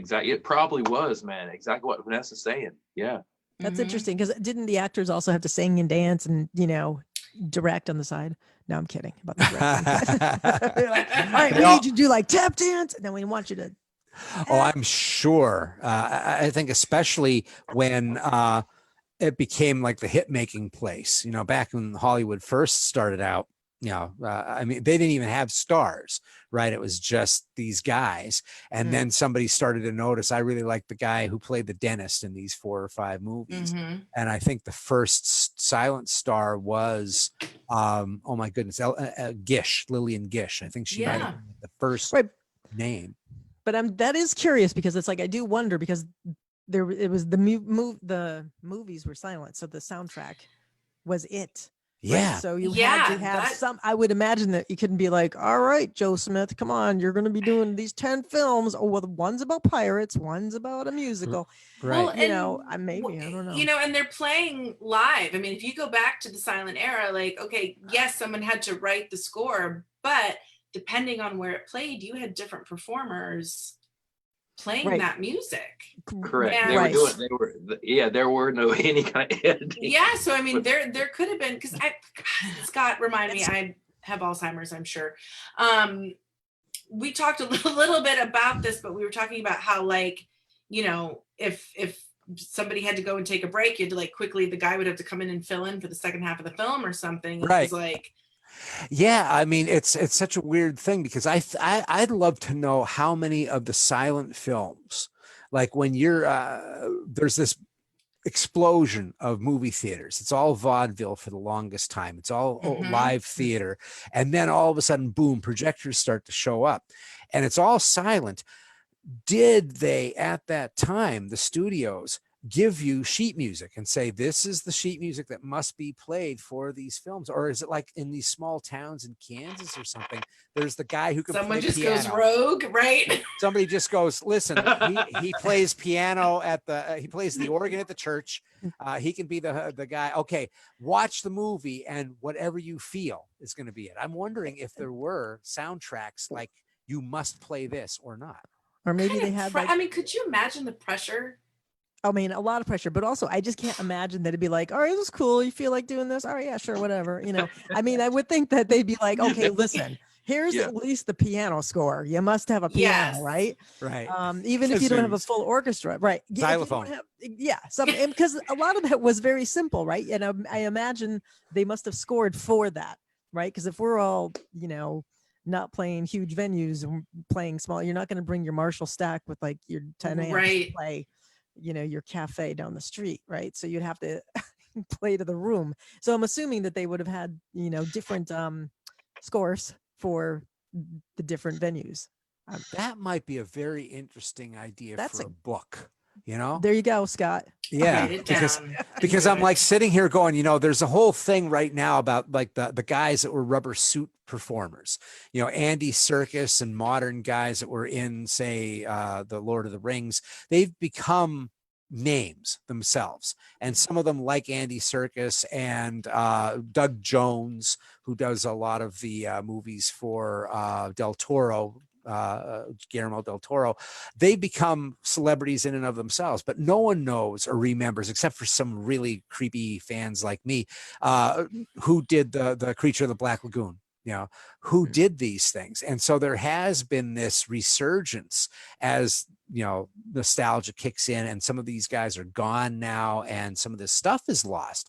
Not every movie makes it to the vault, right? Some of these disappear. That's true.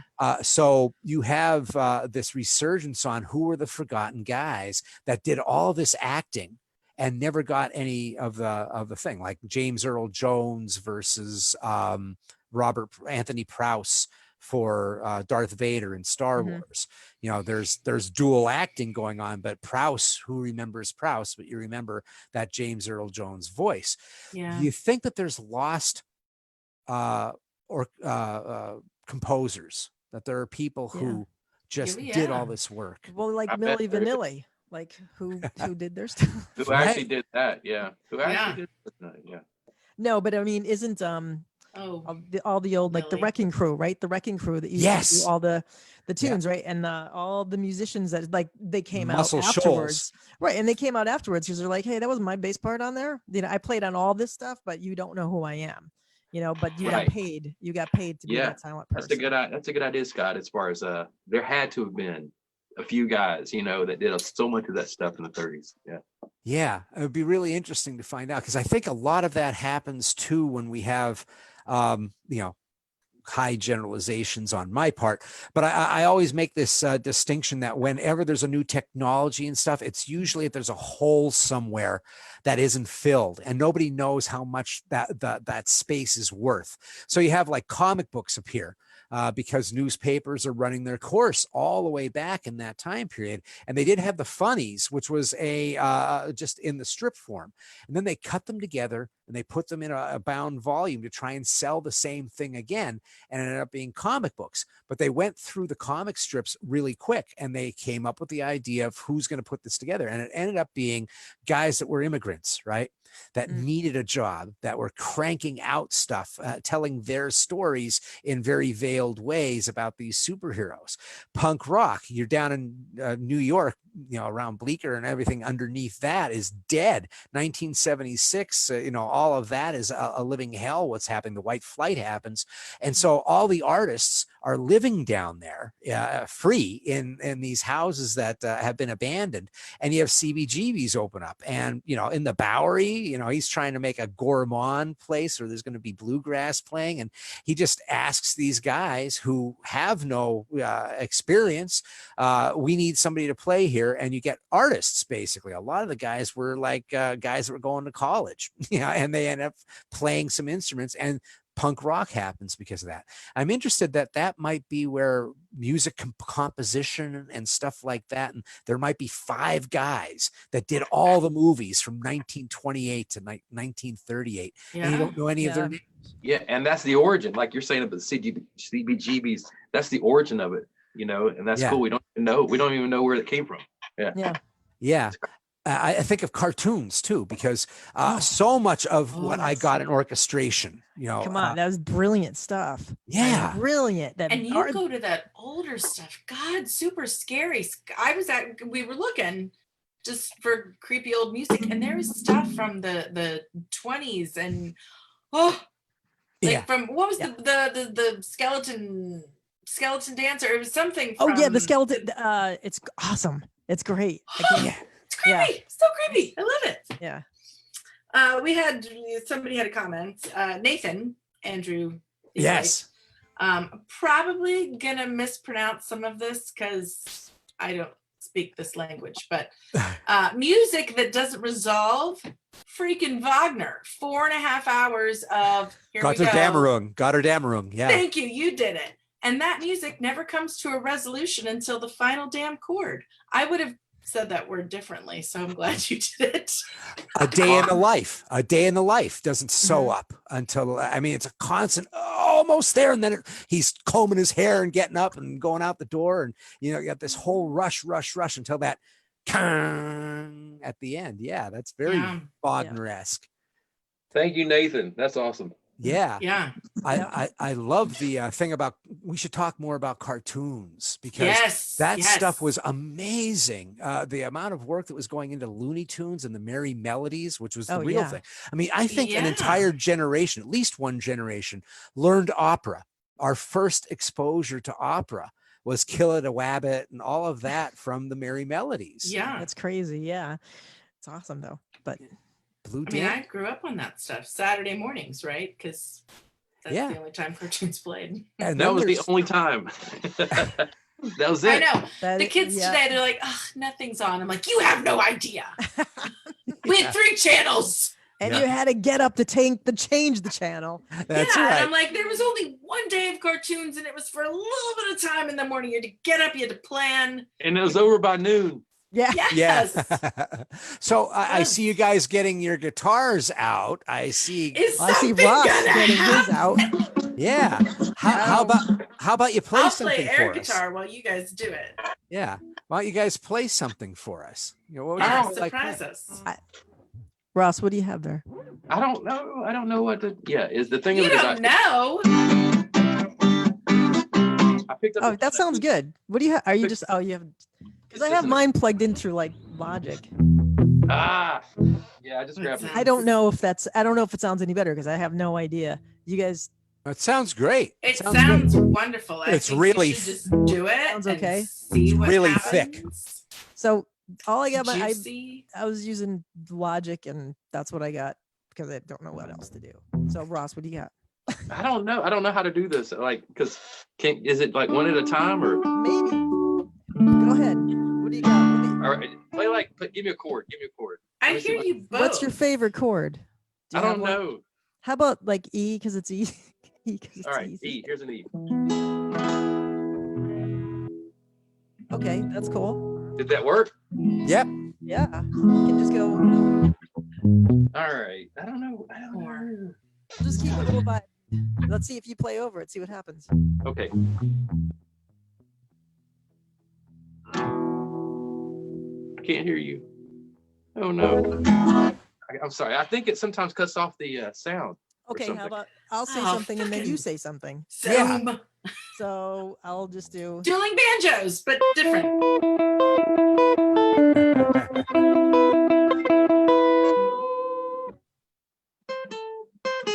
Uh-oh.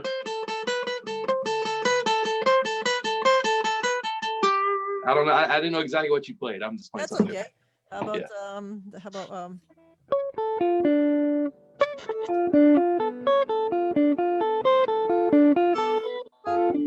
D minor. You were in D minor? Yeah, D minor 7. They're just playing a descending 10th fret, like 10, Sorry. 9, 8, 7. Like, Oh yeah.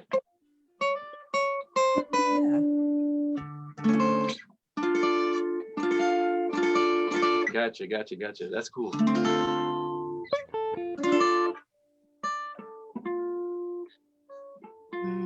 Yeah, and then yeah, you got it. That's it.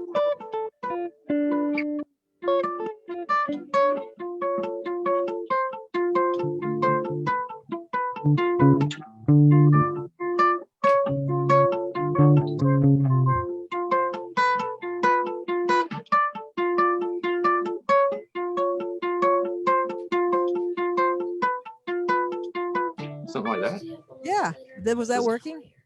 I couldn't hear anything. I don't know. I was just I can hear it, and it was good. I smell future collaboration as well. She could hear it. Okay. I was just playing. I couldn't hear you though. But yeah, she heard. I could hear you actually, probably because I'm not playing through a mic. I'm going through Logic, so maybe that's why I could hear you. And I should have done the headphone thing, and I'm not doing the headphone thing, so I should have done that. I was surprised it actually. So even though you can't hear me, if you played, I could play over you. Oh really? Yes. So you do that, and I'll play over you.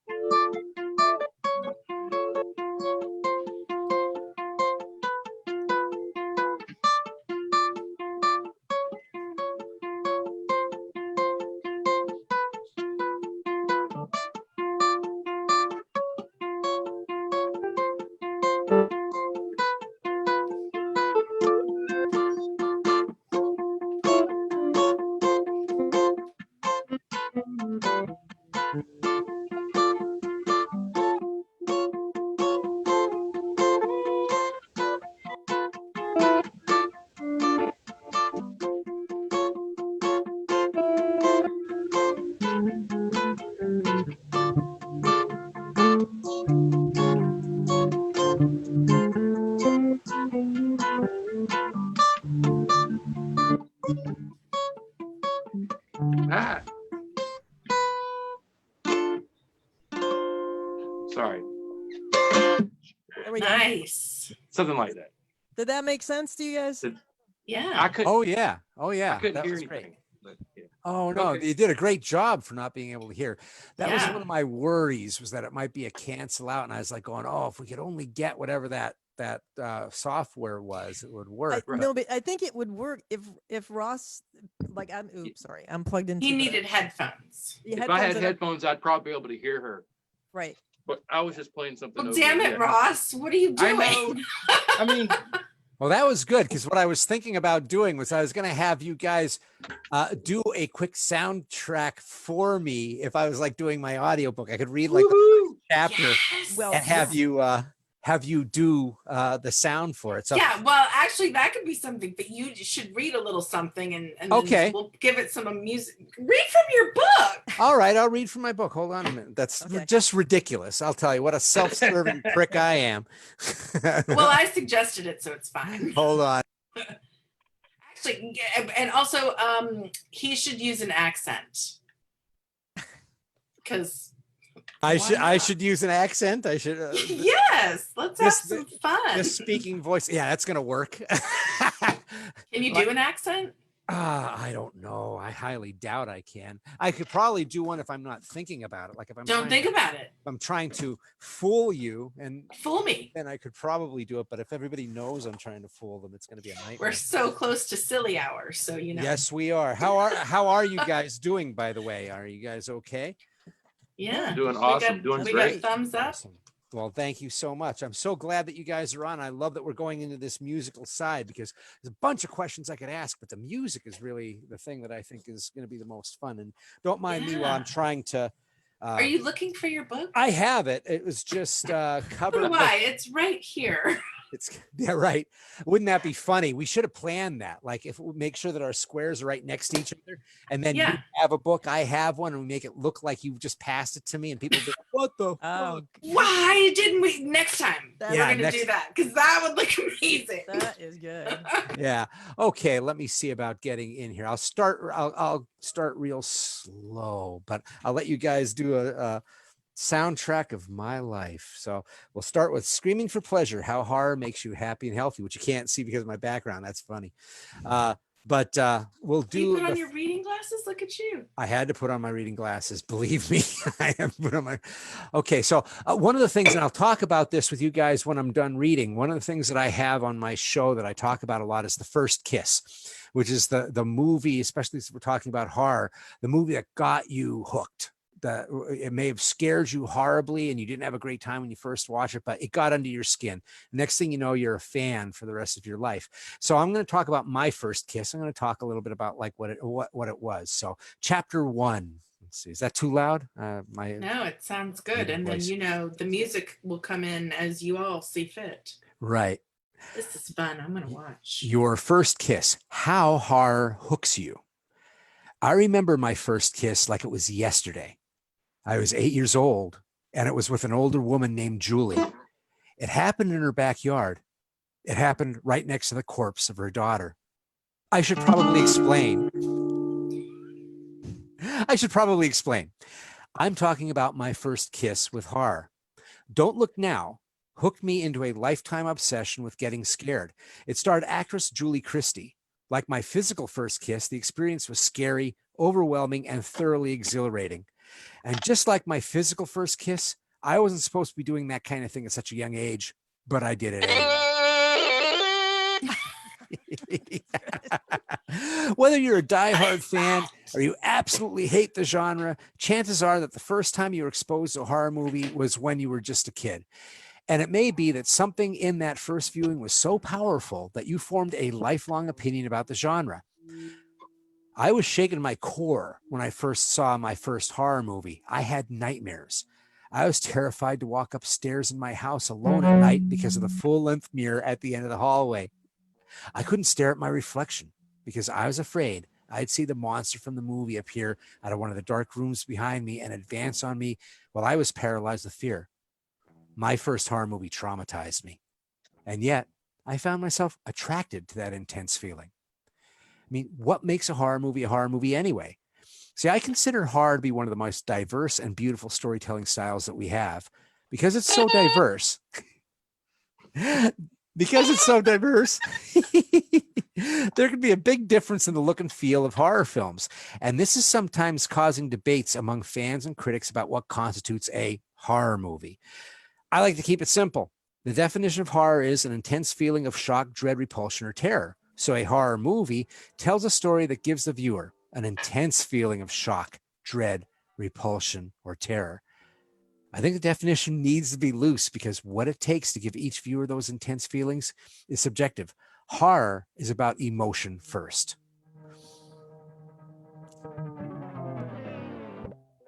I love it. Breaking the rules is half the fun.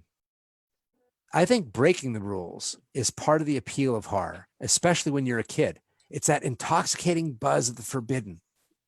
When you watch a scary movie, you know you're safe, but you don't feel safe. You get an uneasy charge from jumping into the unknown. When I got that charge for the first time, it was an intimate moment. I felt like my first kiss, the one that was made just for me. It had been waiting for me. Up until that point, I had only watched what I was allowed to watch. But this one I picked for myself. Even though the movie gave me nightmares, it was liberating. Serving time in parent prison with court-appointed horror. I'll bet good money that most kids in the world probably got scared by the Wicked Witch of the West, or the flying monkeys in The Wizard of Oz, or the wicked stepmother in Snow White. But I never hear anyone cite those as their first kiss with horror. And that's because those scares wash off easy, even for little children. They are movies that are safe and in the end, life-affirming. Safe and life-affirming are not scary. If your childhood is anything like mine, your parents didn't want you getting freaked out by horror movies because they needed to get you to sleep at night. As a result, any scary movies you begged to watch had to go through a gauntlet of security. And when a good night's sleep was at risk, most parents would err on the side of caution. So the only horror you get to see was parent approved. It was court-appointed horror. My parents were my first teachers. I inherited their values, and I also inherited their entertainment by default. I watched what they watched. My parents were the deans of my first film school. They picked the curriculum. Then when I was a little older, my dad was my horror movie professor, and that means I watched the films he loved as a kid. He loved the atomic age horror movies of the 50s, so I saw a lot of giant insects. Many of those movies had exclamation points built into their titles. He introduced me to the giant ants in Them and the low slow motion horrors of Tarantula. My dad also introduced me to his first kiss, Howard Hawks' The Thing from Another World. In that film, a military research facility at the North Pole discovers a UFO buried under the ice. The ship is destroyed, but the team of soldiers and scientists find a body trapped under the ice that they assume to be the alien pilot. Of course, someone accidentally defrosts the ice block enough for the creature to escape. The humans are then in a fight to the death. The alien. And this alien...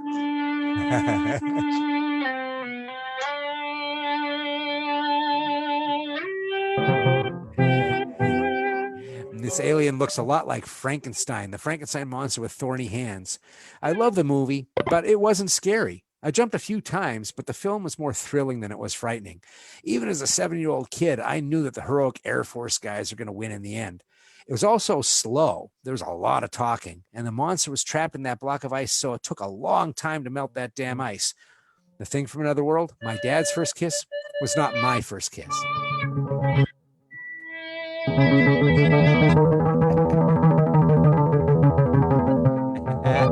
Love it.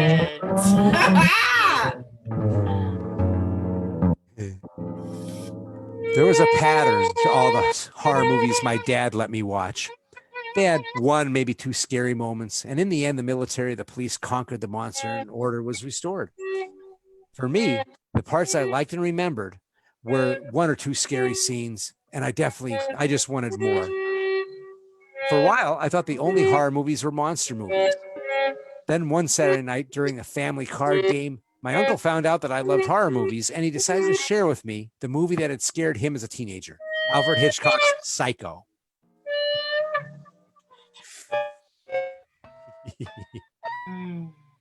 As soon as my uncle said the name of the movie, my dad coughed loudly and gave him a harsh stare. My uncle smiled at me and changed the subject. Luckily for me, my older cousins were more than happy to freak me out. So when I asked them about the movie, they gave me all the gory details. I had to sleep with the light on just from their descriptions of Psycho.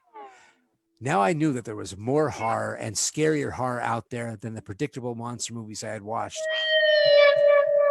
Even though I knew I'd have nightmares, I was attracted to the rush of being scared. My dad, my movie professor, was holding me back. Obviously, he was hiding the good stuff. All right. I think we should stop there. All right, that's cool. I think people will be like, what the fuck are they doing? Yeah, what's going on? It's improv. It's improv. It's horror improv. That was a lot of fun, though. I really enjoyed that. I love hearing what you guys. So when you're doing something like that, I mean, obviously you don't score like this. That would be like crazy. No, that's how I score. Oh, really? I was going to say, holy shit, you're fast. But how much of it is like when you're jamming with somebody, when you're trading licks and you're deciding to play, like if you were a jazz musician, you're cutting heads. Yep. Yeah. I mean, it depends on like whatever the dialogue is, right? Whatever you're saying, part of it is like, oh, do I say anything here? Do I interject? Or do you just like, I mean, I don't know. I think Ross, you had an EBO, right? Yes. Yes, and I have an EBO too. So and awesome. I have a slide. So I have a slide. So we were both like just making. I mean, I was making sounds. I don't know. Ross was. Yes, we were kind of making gibberish or nonsense. Yeah, basically, it was just sort of like And when you said psycho, I was like, okay, I'll try to go up high to make the bird sound. Not.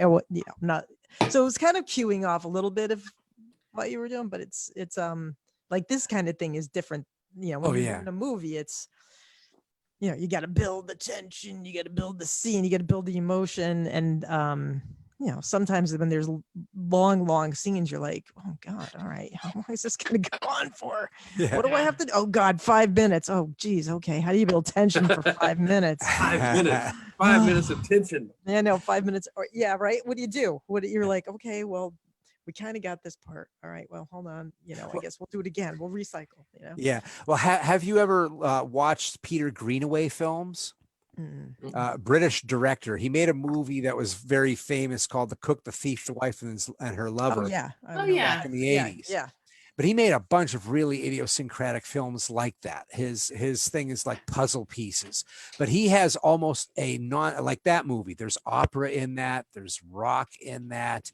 Each character has a different color and each character has a different sound, which is, I think, really cool. And he tends to do things almost like a Philip Glassy kind of way, where you were talking about how do you do tension for 5 minutes. It's like he just does this. It's a relentless surge of music that keeps you unsettled. And I think Aronofsky does that too. Darren Aronofsky for like, what was that one? Requiem of a Dream. I think of the music and I start getting fucking sweats from that movie. Are there soundtracks that you hear that affect you in that way? Or are interesting conversations? I mean, I tend to one of the soundtracks that I like. It's an old one, The Last Temptation of Christ. Yeah.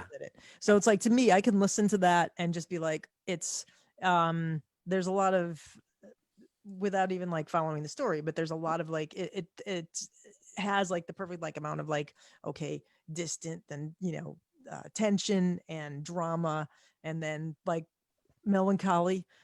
It's to a certain extent, there's a lot of emotion tied up in that, even without seeing the movie. And you can almost like imagine, to me, when I listen to it, it's like I can imagine being in a desolate place, as you're listening to it. And but then the end, it's the the resolution of the last song is very, I guess, higher level, hopeful, takes you out of there. Uplifting. It's uplifting, but it once again, there's no lyrics. So, but the way it's done, I thought it's cool because there's a lot of these moods and it's low tones and kind of takes you through this whole thing without even seeing the movie. It's, takes you through that.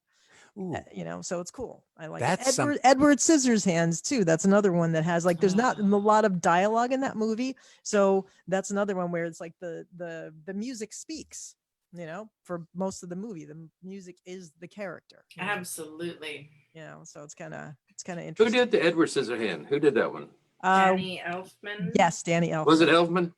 Yeah. And that would have been one of his earlier ones, huh? Huh? That would have been one of his earlier ones. Yeah, it was one of his earlier ones. Yeah. But it's great. The soundtrack is awesome. That's great. Yeah. And it's really interesting because it's a little bit different from him. I mean, it still has that bombast kind of herky-jerky thing that he loves to do that has a humor to it.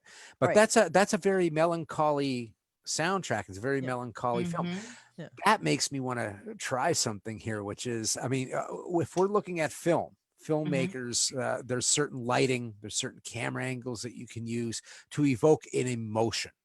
So if we were to have like Vanessa come up with an emotion, do you think you could play that emotion for us? How you would score that if someone was like outside of like Vanessa saying, "Can you make the guitars bendy?" Perhaps we can. But he knew what I meant. I had to fish. I had to fish a little bit though. melt your guitar. No, but I think it's cool. It would be cool if, Vanessa comes up with something because Ross may hear whatever she says differently than me, and maybe be like, yeah, I think we should throw out some just like. Yeah, go ahead, Vanessa, because I think that could be cool. Emotional adjectives and see because you guys come up with. You guys have your own voices, right? It's not a standard voice. It's going to be yours. We'll and start I think that's with despair. Okay, Ross, you want to go first? Oh, he's unprepared. He's in trouble. No, I'm not. I'm not prepared. I don't even know, man. Spare an acoustic. Yeah. Oh, I know. I was about to open up Pro Tools and try to get on the piano over here, but hold on. Well, you can. Yeah, go ahead. Although I got my guitar, but no. It takes a minute to get all this up, but yeah. So yes. Yeah, with despair, that is a it's definitely I would think, you're going on a minor situation. What do you think there, Catherine? Yeah, I would say minor, maybe like I don't know. Like just kind of open, like some open, I don't know, maybe like that. Yeah, exactly. That's cool. Yes, dude. Like that kind of a thing. Nice. Am I the only one giving words? Oh, you want me to do it? Okay, I can go do back and forth. We should share. All right. I love the idea that you brought up melancholy. Melancholy is such a complicated, colored. Yeah. Yeah. Oops. So what would you do for melancholy? Let's see. Okay, melancholy. Hold on. Like well, I guess I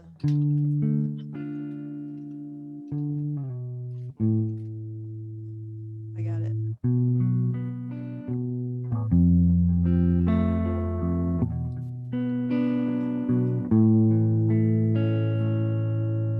Yeah. Something like that, maybe. I don't know. That's just a little idea. I don't know. How about rage? Oh, that's easy, but hey, what do you got? Hey, Are we you got no plugged problem in? with it. We got no problem with that. Rage isn't the hard part. It's like, although now that I don't have like a lot of distortion on, but okay, rage without distortion. Rage, like I just. What do you want? Been Kill wronged, and I am about. Yeah, I'm gonna kill somebody. I'm gonna kill somebody. I'm vengeance. Definitely gonna kill somebody. I gotta tell you, I'm really pissed off about a purchase I just made. I got scammed. I want to kill this person. Then tell us how you feel in song.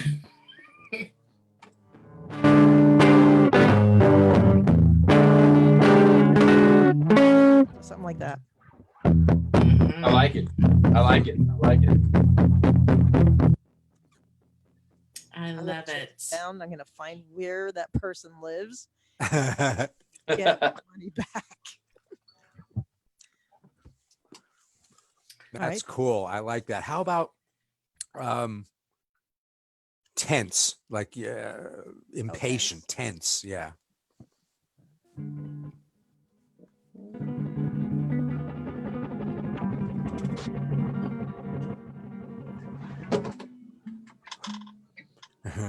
And that you know, that flat five almost is a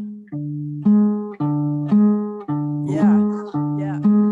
almost. Yeah. There was a song in the 70s by a band called Blood Rock that was basically that boo doo doo doo doo doo. What's the central theme going all the way through it? It was a song called DOA about a guy whose girlfriend, they die in a car crash. It's like one of those dying teenager songs from the 50s, but it's updated to where it's really gory. It was a song that scared the hell out of me as a kid. I cried and had nightmares because my uncle played it for me. Just the name of the band, called it Blood Rock. But that one sound, it was just so irritating. I know what you mean. One of the bands that I played in was we did besides all the different bands, one of the bands I did the music of Edith Piaf, and so we actually we toured all over Europe, and we went to Taiwan, different places. But anyway, we dug deep into Piaf's repertoire because we're like, screw this, we don't want to do La Vie en Rose, and we didn't. It wasn't like we only did it because our singer, who was another longtime collaborator of mine, was Swiss, so she spoke French was her native language, and so one of the songs we did was called Les Blouses Blanches, so it's the white blouse, and it's not, you have to dig deep into her catalog, but the woman composer who wrote the song was a Swiss composer named Marguerite Monod, and the song is brilliant. It's really like you could the composite, we used to do it as not like an orchestrated band. It was like, drums, guitar, and piano, and sometimes we just did it with drums and guitar. But it was a really cool tune. I have to find it. I have to remember the song is very complicated, but the beginning is it's like she's singing about being kind of like in her white blouse and how, things aren't the same, but it's a crazy song. I have to find the song, and I'll have to send you the link, but it's cool, but it's like, I can't remember it's the beginning is like dun dun dun dun dun, dun, dun. It was like that kind of a thing, and it's crazy. It's cool. I will show you, Ross. I think you might like it. That's awesome. And what's also very interesting is like Europe is so open to so many different things, aren't they? It's amazing. Oh, yeah. It is so cool. Like I'm not saying America's not cool, but as far as music and art and stuff, right? You know what I'm saying? Like Experimentation. There's a thing going on over there. Yeah. Well, you got to, I mean, you must, when you were touring, right? I would imagine, I don't know if you felt like, I know you're playing much different venues than I ever played, but a lot of the places, it seems like no matter where you were, they actually listened to the music. Yes. They wanted to listen. They want to pay attention. Even if you were in a small club, it's like, you could be in a small club in the United States and everybody be on their phones. You'd be on a small club there, and you're like, I don't think anybody's paying attention. And people are like, what was the name of that last song you played? I'm like, oh, okay. But I mean, they have a different appreciation of art and music. It's very different. It is different. It is. It really is.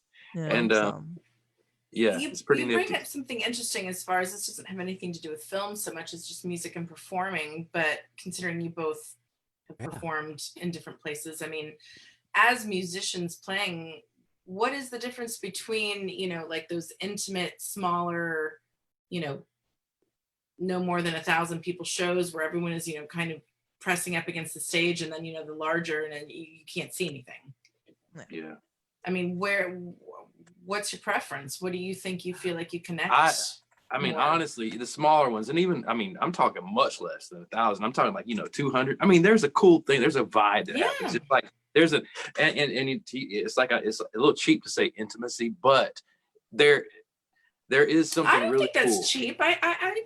There's something very cool when you have a small group of people, 200, 250, 300, whatever you want to say, somewhere around there. And there is a cool vibe that happens. and it just gets a little less to as far as you go, you know, even if you're playing in front of, I mean, I've played in front of some crazy amounts of crowd, and it's just overwhelming, that kind of thing. That's a whole nother Well, yeah, subject. I guess, I mean, you look at something like Woodstock 99 compared to, you know, playing a local show at a small club. Yes. Yeah. So like there's one in particular. I was at a Dallas Motor Speedway. Yeah. What? That's a great name. That's just a great name. That Dallas sounds Motor like a legendary concert played there. Well, right? I'm saying you're like in Texas, middle of Texas, and honestly, I'm no joke, man. I mean, they had the place filled, and it was at the time the who's who of the moment, and it was just a massive amounts of people. I mean, it was like, so if you're on stage, it was like an ocean or a sea, and you and the like the people, like the water, it was like a water kind of thing. And I mean, and then by the time you have security and the thing, you're like 30 feet from the first person or more, 50 feet. Right. You see what I'm saying? But anyway, if you're in that small place, it's awesome. Not saying that 250,000 people isn't awesome, but it's a different scenario. Different. Yeah. I feel like you would be able to have those connections. I mean, if you're a little bit closer and you can see someone that's really feeling your music, like that's really like connecting to it, and to be able to see that and feel it and touch it. I would assume, and you can tell me, I mean, like that's got to give you some level of like energy to really. Yes.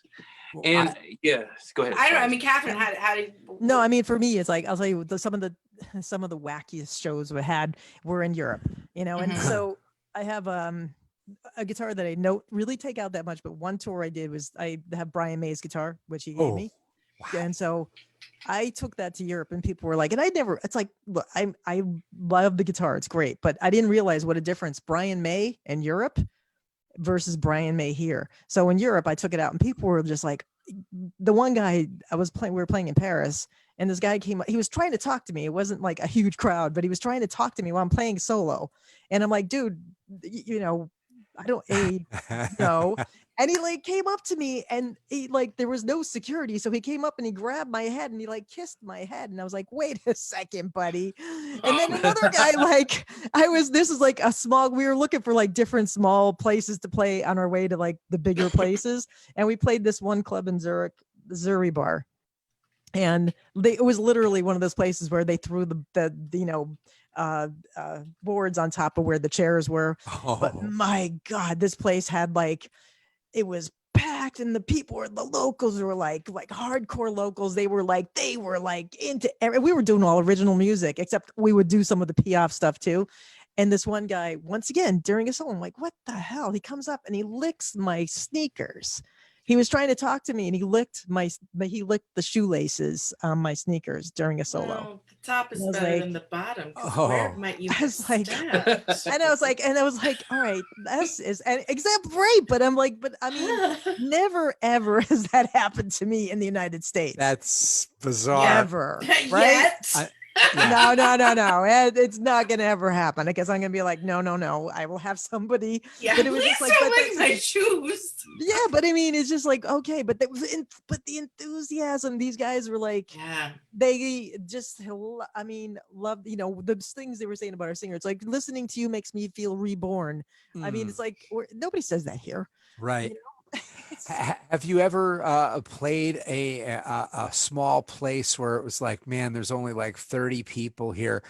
I'm going to tear the doors off this place. I'm going to give them something that's like, you know, because I've seen Davey Knowles. Have you ever heard of Davey Knowles? He's a guitarist. Yeah. I have heard of him. I can't place him, but I have heard of him. Yeah, he's from like the Isle of Wight, and he had a band called Backdoor Slam at one point, and he's still, I think, trying to make his way. But he showed up in a hotel bar, basically, that was they were going to play music, called the Hotel Utah in San Francisco, and his family came across from the Isle of Wight because this was such a big deal for him to play San Francisco.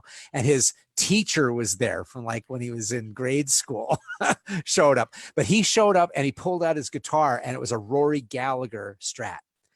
worn and everything, and I said, is that, I go, is that a Rory Gallagher? He goes, yes, you know who Rory Gallagher is. Like, oh my God, this is so wonderful that you know. Wow. Because I've been all over the place and hasn't happened. And he played, because it was his family, he played this insane show that was maybe 30 people. And he did another one the next day where it was for like a rape prevention thing. He was like doing some kind of charity, and nobody showed. There maybe was a dozen people. And he got off the stage. He let the band play, but he played in the center of everybody. He just walked right up to you and he would just play this stuff. And I was like going, this is the kind of thing that you hear about, that you read about in books, right? Mm-hmm. When this person finally makes it, that there's the one person who saw him on a rainy day somewhere in Dallas, and Right. that's the show that broke him. So have you guys had the tear the roof off? People are like going, holy shit. Yeah, Yes. absolutely. Yeah, and it's, I mean, I'm sure Ross has had many of those times, but some of the times I've had, there was one time we played in Toulouse, France, and we were playing there, and I don't know what was up with the people there, but after every song, it was like 5 minutes of like ovation and applause. We're like, what is wrong with what's going? Are they making fun of us? I'm not sure. Like, do they actually like us? But it was you're like, okay, making me feel good about myself right now. I don't know what's going on, but I'll take it for tonight, So, but it was a small theater, but there was like, I don't know, maybe there was 200 people in there, but they were crazy. They were nuts. And even, smaller venues, once again in Paris, it's like we walked in and people were just made you feel like a rock star. It was like maybe 30 people or 40 people in the place. They didn't know who we were, and boom, smack down. I think that speaks to just the power of what music does. I think outside of any other creative artistic medium, you could have an author reading to an audience, how people are going to behave. You can have an audience watching a film. You get an audience watching a band, listening to music. Like, there's something that you can't even control because it gets inside of you. And I think, it really is. It's magical. Yes. Yeah. And I don't think you get that from any other art form. No, it's a conjuring. It's a conjuring. And it's completely electric, because everybody, it's like, it starts with you with the guitar, right? And it like just sends it out and it connects every single person. And then, it's amazing. Yeah, the Blackboard Jungle and the First Teenagers. First movie to have a rock and roll soundtrack. Bill Haley and the Comets was in the opening and the ending credits of the movie Blackboard Jungle with Glenn Ford, Julian Delinquents. So that song, we hear it now. It's like, it's the Happy Days song, right? So it's nice and cute and everything. They ripped up the theater seats because it was the first time that they were represented. The first teenagers got represented and their music was out there and it was raw. And that was like the dirty sex song, and people went nuts. Yeah. So you think about it, it's like, music has always been this amazing conjuring. I see, that's what I say about horror as well. But I say music goes to that thing where it's not logic. There's nothing logical about it. You can be logical about music, but the first thing that you get is a feel. And it goes past any thoughts, or no words that when I hear that first sound. And horror does that as well. It's not really plot. Exactly. I was just going to say that outside of any other film genre, the closest thing that you're going to get to that, you'll get it in horror. It's obviously it's not the same, but you go to whatever, a rom-com or just, a war drama. Yeah, they're leaving you flat. Yeah. It's not the same. You go into like this horror film, and everybody, you're experiencing these because it's an emotion. You're experiencing that together, and it kind of bonds you. That's why I love watching horror films in a theater with people. Like, I'll watch them by myself or with a friend, but there's something about seeing it with an entire group of people, you kind of instantly bond in that fear. Yeah, we bond over popcorn. Yeah, it's true. I drop it all over the place because I'm constantly, I get scared. I'll admit it. Oh, I get scared. I definitely get scared. Yeah, I still love getting scared. That's, I think most of us. Hello, Mike. Mike is here. Thanks Hello, for Mike. Hello. He was trying to figure out how to get in. We got him in. All right, wonderful. Yeah, sorry if it's been rough. We're still trying to figure out all the stuff that we need to do for this. We're not professionals. I take it back. I'm not a professional. But we're enjoying ourselves. Mike, how are you? I'm good. Can you hear me okay? Yes. Yeah. Yes. Yeah. Hey, Vanessa, how's it going? It's going well. Good to see you. Oh, likewise. Mike is a fellow filmmaker. We really only ever get to see each other at film fests. I know. I want to remedy that one of these days. Yeah. Get like a I'm really down. cool production going. Or we'll get these two over here to do like a really awesome concert and we'll go to that. No, way cool. Absolutely. All right. No, Yes. thank you guys for doing this. This is awesome because I love hearing, composition, artistic, just finding the tonality of everything, even characterization. I constantly have like theme songs that I'll use to try to ambiguously express to someone, like, here's the concept art. Their theme song is this, just to kind of, give an abstract vitality of what I was thinking. So this is what a treat to listen to you guys critique, just come up with the inspiration. There he is, the man of the hour. Hey, dude, you rock, sir. Yeah, I love the way that you guys are speaking about this, and how of course, Mike, you're talking about almost like having a picture book, but of songs where if you're trying to come up with a visual aspect to your film, a lot of people make collages, and this is what I want it to look like, and these are the kind of shapes and the colors that I'm looking for, and you might do that with music as well. Have you guys ever watched a movie? You're probably in tune to soundtrack quite a bit. Has there ever been a moment where you go, I wish they'd have stayed quiet instead of actually putting music there?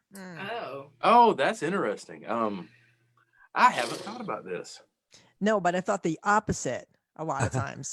There's Oh, yeah. been movies that I'm not going to mention the movie because I don't like Okay. it. So, Right. but I was just like, You're the allowed. soundtrack sucks. There's The no movie judgment here. sucked. Well, I don't want to get into like a big conceptual argument about this particular film because it's really Sure. people have sharp opinions about it. But I'm like, Uh-huh. sucked in my opinion. It's like you got a sucky soundtrack, you got no movie. On the other Right. hand, I just watched Portrait of a Lady on Fire.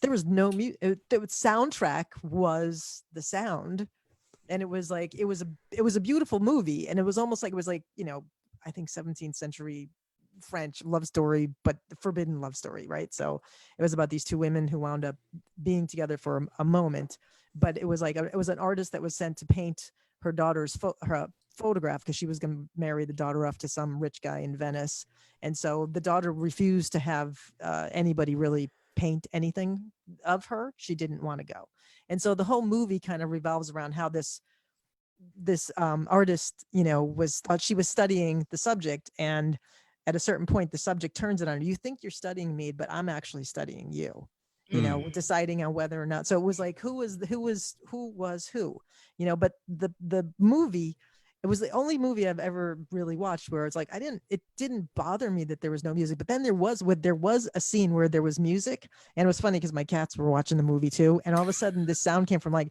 and it was like this pitch that one of my cats was like, he was like all of a sudden like this, and he's like, what is that? And he jumped off. He was like, what's going? It was like his tail got big, and I'm like, oh, that's a tone he doesn't like.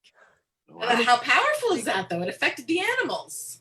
It did, and it was like, and he did not come back in the room because the whole song was based on these voices kind of rising, and it was like it started here, and then it kind of like twirled up to this point where all these chorus of voices got together to create this particular moment in the movie. And it was striking because there was another classical piece in them. So they did credit a composer because I was like, where was the music? I didn't really hear anything else. Maybe I have to turn the music, sound up.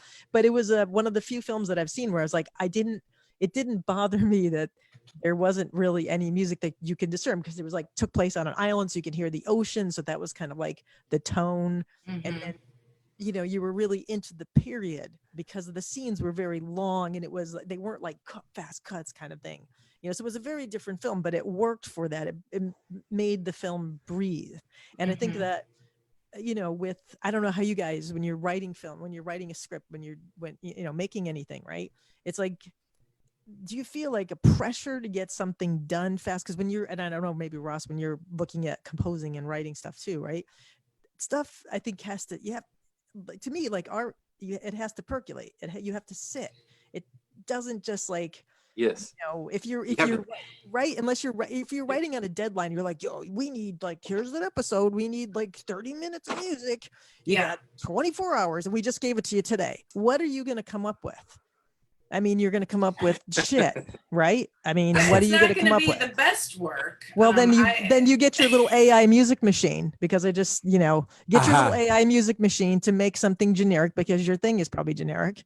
If it's like, I mean, I'm not saying that's all generic, but it's like, how do you feel about that? You guys are writing complex things. It's not like, I guess. I've gotten those emails of, you have 24 hours, or you have 72 hours or 24 hours. And I'm like going, wait a minute. What are you talking about? Somebody, whoever your first and second choice was, obviously bombed this for you. And you're contacting me and you're wanting me to turn something around in 72 hours or 24 hours. Wait a minute. Wait. Yeah. And how do you feel about it? I mean, what do you do with that? You're like, okay, well, I already had this music written, so maybe it'll fit your thing. Cause right. That's what I would think. You probably, like, comedians have a trunk, right? A trunk of jokes. The writers have a trunk of scripts. It's like, well, if I really need something, I'll pull something out of Act 4 from this fucking piece of shit that I'll never make. Yeah. And I kind of equate that to like when there's like those 48-hour film fests, right? And you have literally 48 hours start to finish to write the script, shoot it, edit it, music. Really? There is such a thing? Yeah. And I did participate in the quarantine one, because I was like, well, I mean, I'm stuck at home. So, but I've never done it because it's like, I don't want to ever put myself in a situation where I know I cannot put my best foot forward. Like, you can be as talented as whatever, insert name here. It's still really hard, in that type of a deadline, to do your absolute best, to give it the time it needs to be able to objectively look and be like, yeah, man, this is all like perfect. Because you're still like, no, we just have to hurry up. Just, I don't care. Write it. And you fucking music, And how do you work under that pressure? Yeah. That's so crazy, but I wonder how many times that actually works. What I'm thinking of is John Carpenter, so Carpenter makes Halloween, right? It sucks without any music. He doesn't have, why was he the composer? Because he was available and he was the right price. Yeah. They needed to move quickly. So what that entire thing of John Carpenter's Halloween is, he learned time from his dad, 2-3 time on bongos. Tip, tip, tip, tip, tip, tip, tip. So that's that was cool. that interesting. that was his bongo. Cool. Yeah. That's cool. That's cool. Yeah. That's great. Actually, that's cool. That's very, very cool. And that became a piano thing, and it works. So that's the problem, is that there's always that outlier that, I have no time.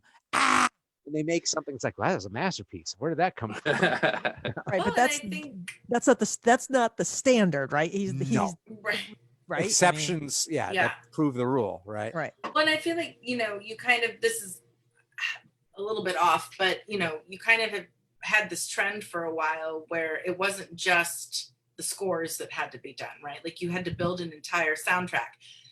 At times you could take existing songs, but then it was like you would approach a band or a musician to say, we want you to write a song for this film, because part of the marketing of the film, and I'll use The Crow as a good example, because that soundtrack was, I mean, I played it, melted. Yeah. You know what I mean? But like pretty much every single one of those bands, I think, wrote a song for the film. And there was a big difference between, okay, we have to have the soundtrack, but you also have to have the score. And I think now that trend has gone more to focus on just the score. Like, it's, at least from what I have been noticing, I might be wrong, please correct me, but like, I haven't seen a lot of those big, like, complete soundtracks for films anymore. Yeah, it doesn't seem like that people are or the request or whatever, as far as people writing that you're saying like songs to make it sound. It's not going on. No. It's more the score, right? Yeah. But not as much now, as far as that. Which is kind of a shame because I mean, I loved a lot of those soundtracks. You know, that kind of came out knowing that like Pretty in Pink. Yeah. Yes. Oh! You know, but I mean, it kind of, I also think it allowed a lot of these popular bands who were really big at the time that any of these movies came out to kind of Psychedelic Furs. Yeah, like just really that's do right. something, you know, very, very special and outside of, you know, you're not going to get it on their regular studio album. No, right. But I think But it's on also the like soundtrack. how we all consume entertainment and art. If we're doing art, you know, how do we all consume, how are we all like listening? How do you capture somebody's attention? You know, a Right. movie, I guess, would be, you know, the long form way to do it, right? And I guess maybe there will be a cycle back to, you know, writing songs or maybe having an artist do a song. But then, you know, just being an you know, an artist in this disposable everything, disposable attention span, disposable, you know, how do you and maybe this pandemic is helping strip away some of that because we're all stuck with ourselves. Yeah. So you can't do what we normally would be doing all the time, right? Being distracted, you know? So maybe who knows what will happen whenever we're all really out to socialize again. You know, and what the heck that's going to look like. It's not going to look like it was. It's going to be, did you see the picture of the guy wearing the big like disc? I've seen, like, yes, 6 foot. Yeah, like we could just get that 6 feet. Yeah. And then the mask. And then a mask. That's hilarious. Everybody's like battling tops. I mean, I'm just going to like, if and when I start going back to conventions, I'm just going to cosplay like, you know, Dustin Hoffman from Outbreak the whole time and be in a hazmat suit and be like, but I'm not taking it off. Yeah. So I mean, it's come by, say hello. Yeah.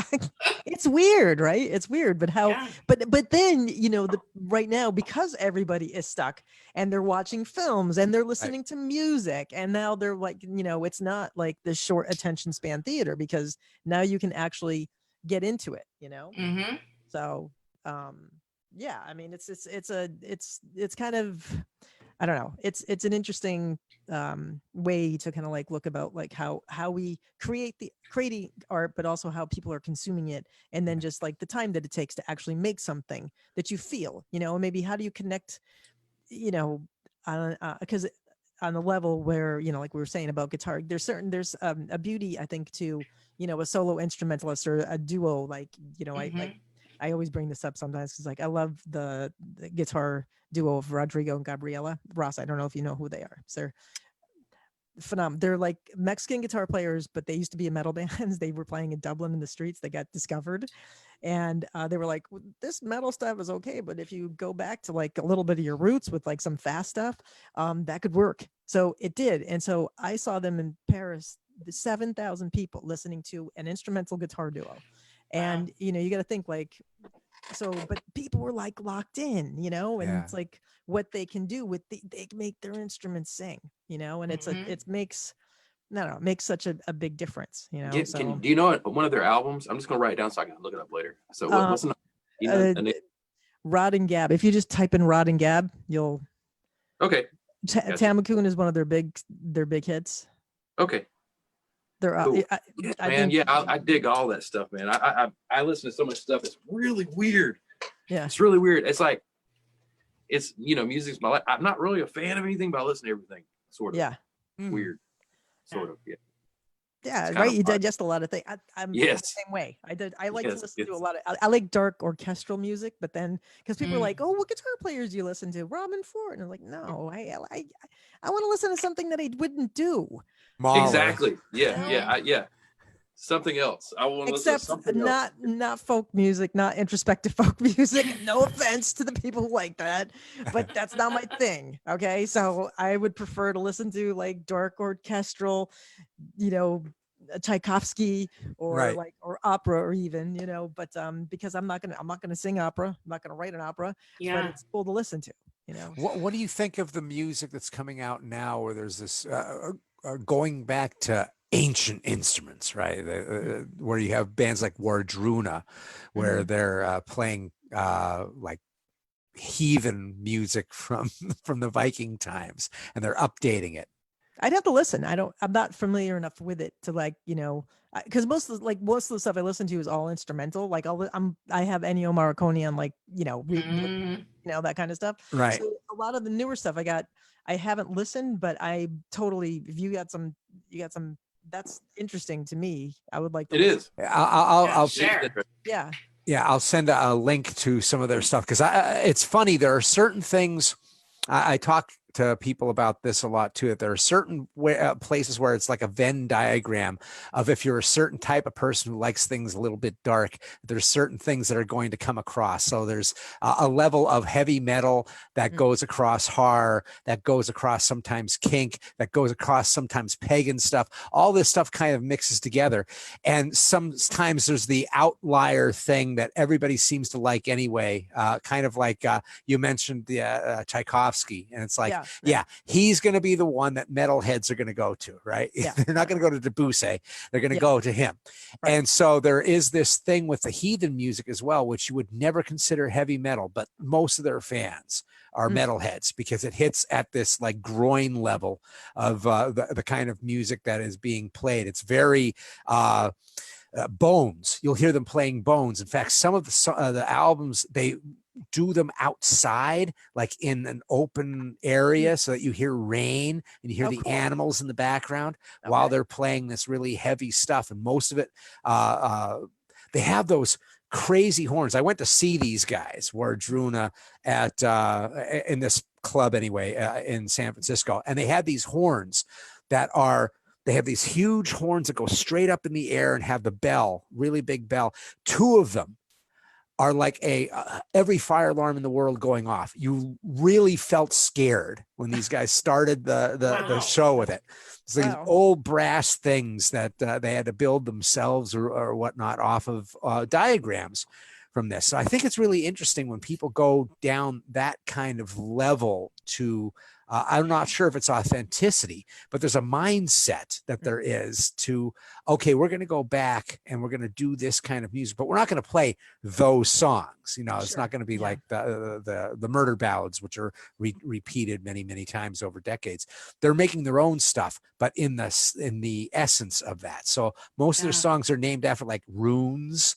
Now they're like really out there. Wow. But I love how that stuff seems to, you find that there's a darkness, there's a texture that some of us just go towards. If you're a horror fan, a comic book fan, whatever, you find that there's certain things that you're going to have in common with other people of that ilk. And so many times there's that kind of genetic thing that I think is really exciting about it. Is there anything else that you can think of like that you when you're talking with somebody and you go, okay, we're on the same wavelength, how about this? And you're like, yes. I had a thought that went on my head. I talked too long. Sandwich. I forgot the phone. Yeah. You can call sandwich on yourself. That sounds like a modem. I'm just the microwave. Where is it? What have we done? Did we travel back in time? Oh wow! Well, that's good. You have mail. Yeah. Wait a second. What is going? That's crazy. That sounds very much like a. Hold on. Is it me? Sounds very much like a router. Yeah. 14.4. That's a 14.4 if I ever heard it. I forgot to hook into my 14.4. What is 26.8? Yeah, 26.8. That's definitely a 14.4. That is so weird. It's gone now, I think. Is it gone? Yeah, I'm not hearing it. Not hearing it. So we talked about soundtracks that, kind of messed up movies. How about ones that like save a movie? Like for me, American Graffiti. If you watch that movie and it doesn't have any of those 50s songs, what is that? It's kids driving around in cars. That's a good point. Yeah. Yeah. And I think that's almost like kind of go into the chicken or the egg. What came first, the movie or the music? Did the movie get built around the music? You know, or did the music help? Because there are films like that. That's a perfect example of one, because yeah, I mean, what happens when you take that music away? Yeah, well, there was that time in the 80s where there was soundtrack albums, but they needed to have like Whitesnake or Rat or somebody had to do one song, Right. and then it sold the album for some reason. And you'd be like, Yeah. it doesn't sound anything like anything else in the film. And so many times I didn't get the soundtrack because of that, because I'd be like, I don't want to hear Alice Cooper's The Man Behind the Mask. That sucks. And then it has nothing to do with the movie. And then the movie has some really good stuff. I mean, like some of Harry Manfredini does some really interesting stuff. And who are some of the guys that you folks like in soundtracks? As far as the soundtracks for the films, or soundtracks for films, right?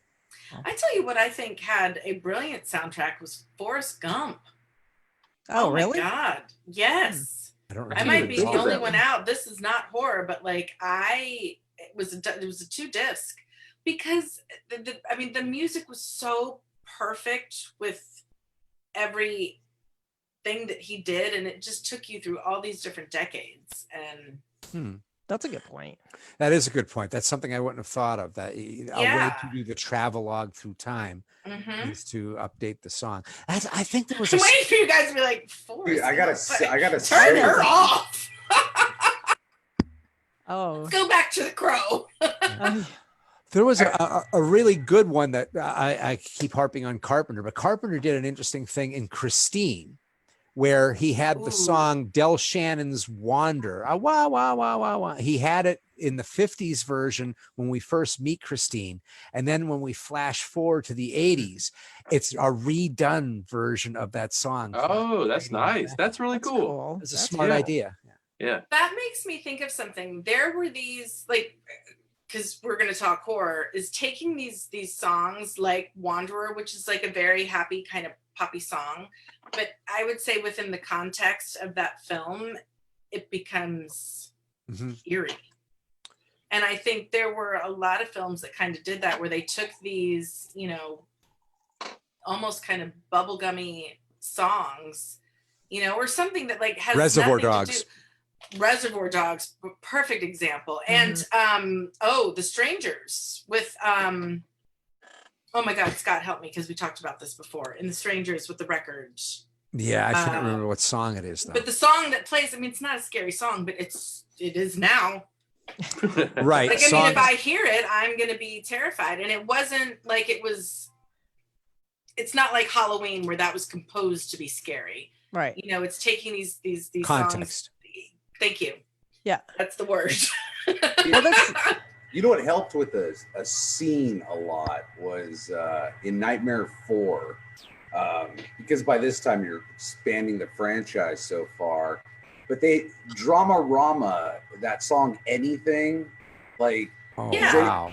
You know, remember like the dude was like karate practicing or something in the garage, and they're playing that, and you're kind of getting pumped, like, about like, yeah, all right, cool, this is a cool guy, he knows nunchucks. But if you actually look at his karate moves throughout that film, you're like, oh yeah, you don't know much. You know, but that song adds that level of intensity to this guy that you're like, oh yeah, he's a cool dude. And then we hear it echo a little bit later when Alice is absorbing the dream powers basically, and she's starting to peel the mirror down and everything, and you're feeling the emotional intensity there, like where you're like, where she's realizing what something's changing in her. Yeah. Who do you guys think as directors, like somebody who's kind of calling the shots on how the style is going to go? Who do you think is really in tune with music? Are there some directors that you watch that you go, wow, that guy really gets it? Quentin Tarantino. Yeah. Yeah. I mean, Thank God Adam Marcus isn't here right now, because he would be chewing me out for that. But yeah. But I mean, come on, Tarantino. I mean, he does have it when he comes when you're talking about his movies, the music, he's got it. Whether you like I mean, Yeah, He's picking it- Scorsese. Yeah, Absolutely, Scorsese. Yep. Yes. that is true. Yeah. Um, Jonathan Demme was really good too Oh, when yeah. he was younger, well, before like Silence turned him into an Oscar-winning director. His Mm-hmm. really small, quirky ones like Citizens Band and even Matewan, which was a movie about the coal mines in West Virginia, the union strikes.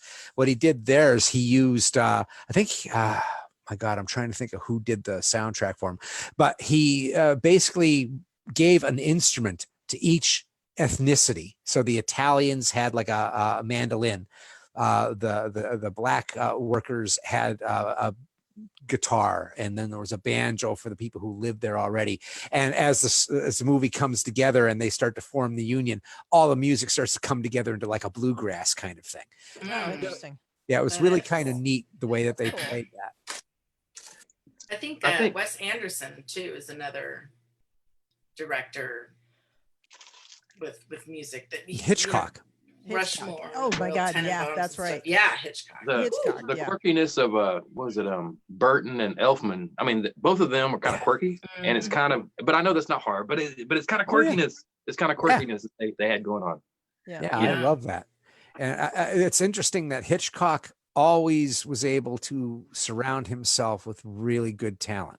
They wanted to work with him, and so but they all had a kind of Hitchcockian feel to them. I mean, yes, he used Harriman quite a few times, so that helps. But yeah, I mean, there's a Hitchcockian sound, right? And it's very interesting when you talk about like the auteur theory, whether you believe in it or not, that there are some guys that everything that they touch just has that brand. There's a little thing. So David Lynch and Oh, it's like Yeah, no, Lynch. Who did that with him? Who did that? Badalamenti.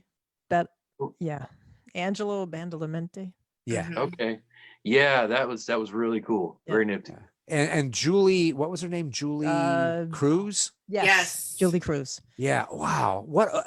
There's a guy that's astonishing. I don't know how smart he is.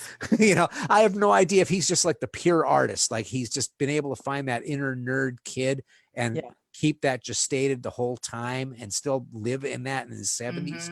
But everything about his weirdness, his quirkiness has like this strange circularity that works. And it wouldn't work for anybody else. Like Julie Cruz would be unemployed forever if she didn't meet him and work just perfectly in that mindset. And he's going to fall in love with that kind of thing.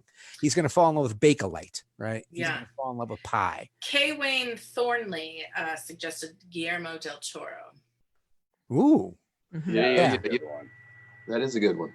Beautiful, lush. I mean, that's a guy, everything about him, including his music, is like real sad love, like teenage love.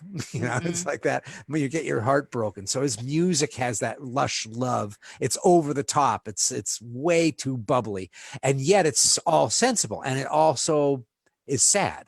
He's got a really interesting romance. I mean, he may be the most romantic director I can think of. And he works in monsters, but there's so much romance in everything that he does. Yeah, that's true. Oh no! Sorry. I hit a wrong button. You've been blocked. I thought it was me because my messenger was pinging, and I'm like, okay, can you guys hear that? So yeah, this has been truly wonderful, folks. Thank you for giving us so much of your time. Yeah. Absolutely. Thank you. Ross, what did you do? I went into a freaking vortex. Oh my God.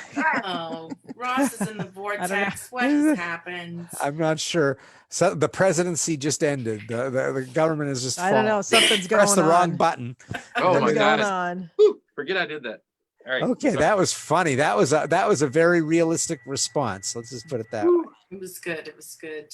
Yeah, definitely. Thank you guys so much for joining us. For everybody that came in and joined us, this was a lot of fun. I love talking music, so this was a really good one for me personally. Is there anything you guys wanted to talk about or bring up that, especially if you're doing anything of interest, that we can speak about? What are you guys working on? What's everybody working on? I have nothing of interest. No, I'm joking. Well, I had a couple things of interest. Yeah. But whenever we resume, but aside from that, we will resume. I promise. I'm working on it. It's good. Hey, you know what? That's okay. It's giving me time to learn a lot. Now we have time. We got time. So I do have a couple of releases that I'm working on. One is actually a shoot off of what metal girls are into. It's like I decided, well, I'm going to do some metal tunes with my band. So actually, there's 3 tunes I'm going to release. That's going to be Axe Munkee, but I'm calling it Metal Munkee. And then nice. And then the big production multimedia thing that I did last year, I'm going to release 3 songs from that. So that will be hopefully coming out in June. I'm shooting for that. I don't know. Amazing. Yeah. So we've already recorded everything, just putting the final touches. So anyway, that's it. That's, that.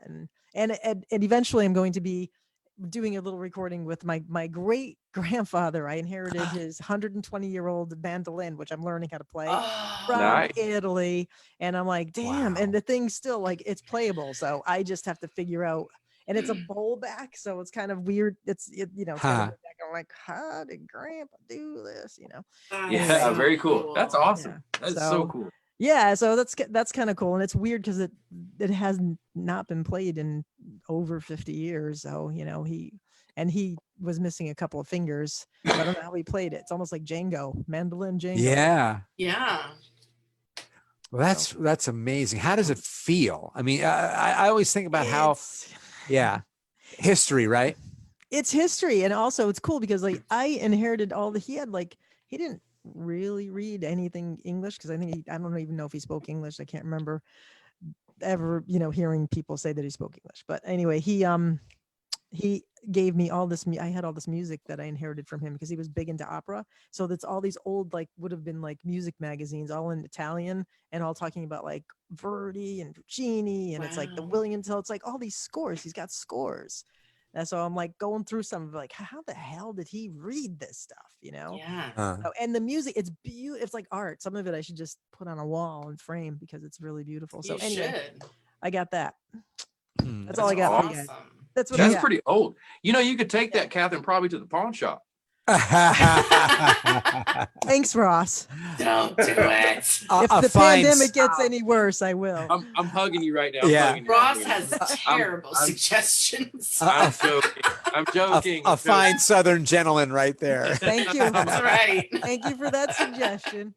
Thank you. Sorry, Ross, what about you? What's coming up? I know you and Steven are working on originals. Yes. So me and the guy I gig with, which we aren't going to be gigging anytime soon.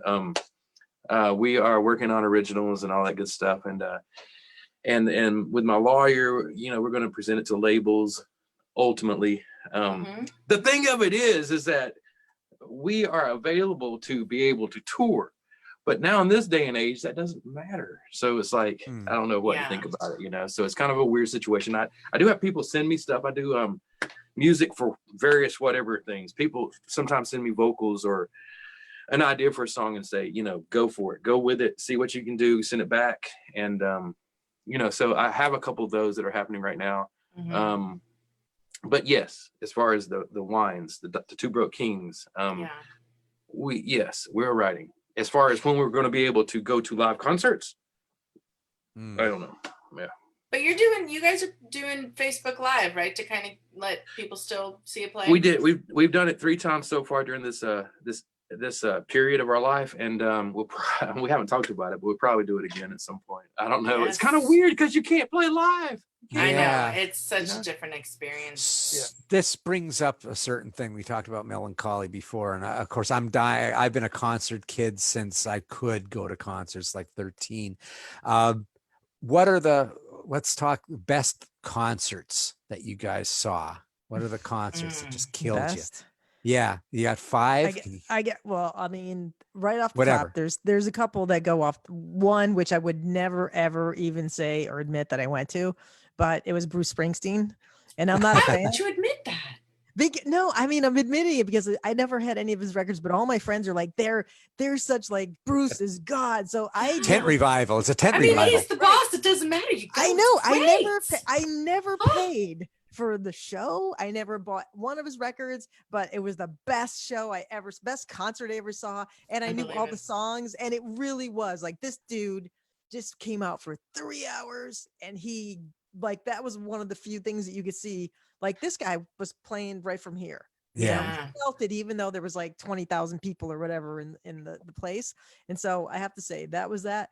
And then I have to say Rodrigo and Gabriella, they kicked my ass when I first time I saw them in Paris. I was like, my God, this, and it's also because the energy of just like 7,000 people up on their feet listening to 2 guitar players. Yeah. Because like Gabriella does, like she uses the guitar almost like a percussive instrument, and what she does I do not understand. Rodrigo I totally get, it's like the metal shredding on a nylon string guitar, but her I don't get, because it's like she's phenomenal. So and it was just cool to be there for the first time and like be like, what the hell, I'm not even bored, this is amazing. So, and it's all instrumental, but I mean I liked it, but that's just me. So anyway, those are like I'd say my top 2 right now. That's awesome. Ross? Yeah. Well, I'll do something similar to what Catherine was saying. So like, as far as I'll say one was Ozzy Osbourne. Okay, check me out.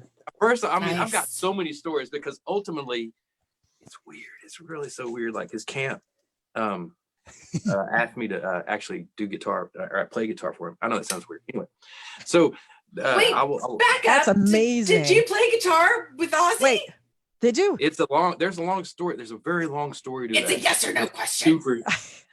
I don't know. I have not played guitar for Ozzy, but they're very picky on who they get. So you, sir, have some chops. Well, and it's kind of a weird thing as far as that. To be honest with you, what originally happened is God, I didn't want to stop.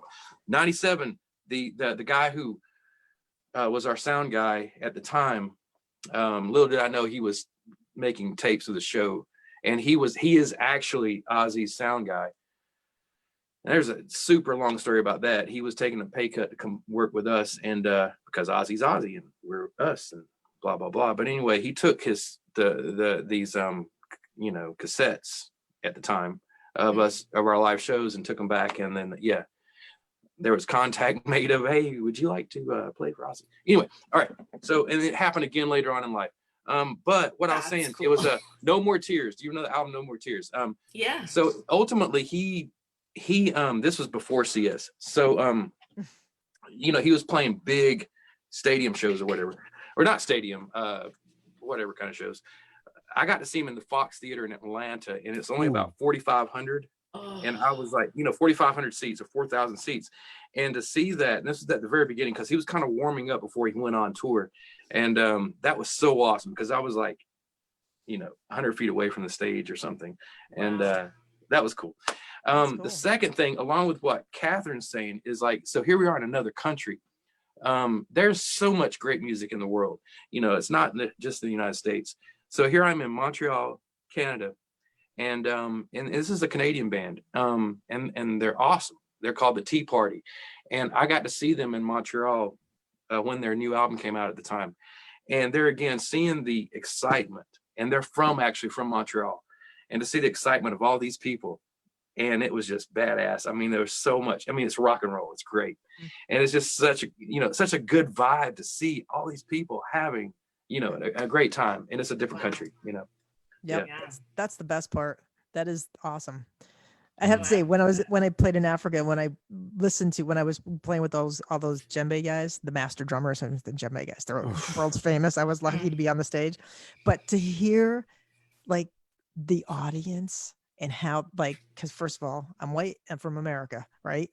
These guys are all they're all Africans from the region. They're from all those countries, and to listen to how they were like expressing like how much they loved stuff, it gave me chills. So I'm like, whoa, because they don't, the way they vocalize how they like stuff. It's not. There's the sound that I can't pronounce it. The way there's this thing that they do with their voice. Ululate. Yes, they were doing that all the audience, and I was like, oh shit, this is real. this is not anything. I'm not in Kansas anymore. And this was, it was just because it was just how they would express it. And, you're like, okay, wow, this is crazy, but it was awesome. So, Yeah. How about you, Vanessa? So this is kind of for nostalgia reasons, and it was my first show. It still was by far the best. I was 16. It was 1992. I went to this tiny little club called the Newport in Columbus, Ohio, and we saw the Ramones and Social Distortion. And I'm gonna tell you, yes, blew my mind. I've played that place. I'm sure you have. No, it's badass. Scott, it's a cool place. Scott, I'm letting you know, really this place is small and it's cool, and that's badass to see that. That's really cool. Yes, it was. Awesome. I mean, it was like the first one that, obviously, I saw the New Kids on the Block when I was young with my parents, but I don't count that. Yeah. Like, this was the first time we were allowed, because we lived in Dayton, which was like an hour away. So we were allowed to drive by ourselves into Columbus. Like, it was the best experience. Nothing will ever compare to it. And then, of course, I was a diehard Cure fan all through high school and college. Like, I've Subway Song. Seen them so many times, it's embarrassing. So all of their shows into one. I would say it's good times. And then we got to meet them, and that was the coolest. Oh, that's I totally cool. Fangirled out, because I have I don't do comic books, but I do have a rock and roll comic, and it's the Cure one, and I had them all signed the back of it. Oh, that's awesome. Woo! Yeah. Nice. Very nice. So those would be like my all I did when I was a teenager, and all I did was go to concerts. So, this is really hard to just pick the two, but those probably stand out. You don't have to stop at 2, but if you go 2, we'll be here all night. I'll be like, well, and then we're gonna get a sandwich. These guys and this, because my favorite, honestly, was going to those smaller club shows, because we would go to Newport and Columbus, and we'd go to Bogart's in Cincinnati, and because it was small, we always wanted to meet the band. So the second the show was over, I would steal set lists, and then I'd run outside and try to get them to sign it. Yeah, the punk and metal. That was what you did. You found yourself. Yeah, there were the big metal bands, but if you were going to go see punk, I went to CBGB's, which was just freaking amazing. That place was, I was there in the 80s. It was in that time, early mid 80s, where it was like you're taking your fucking life in your hands. Oh, that's when things were happening. Yeah. That was the Wildcat times. But before I go down that path, Mike, how about yourself? Wow, there's a lot, but I would say one of the more intimate and one of the more mainstream was intimately, it was a lot of fun to be on a music video set as a kid for Toad the Wet Sprocket. That was pretty cool. My mom was them. They shot out at this place, Point Conception, on this reservation for what video was it? Walk by the Ocean. Oh, Walk on the Ocean, yeah. Yeah.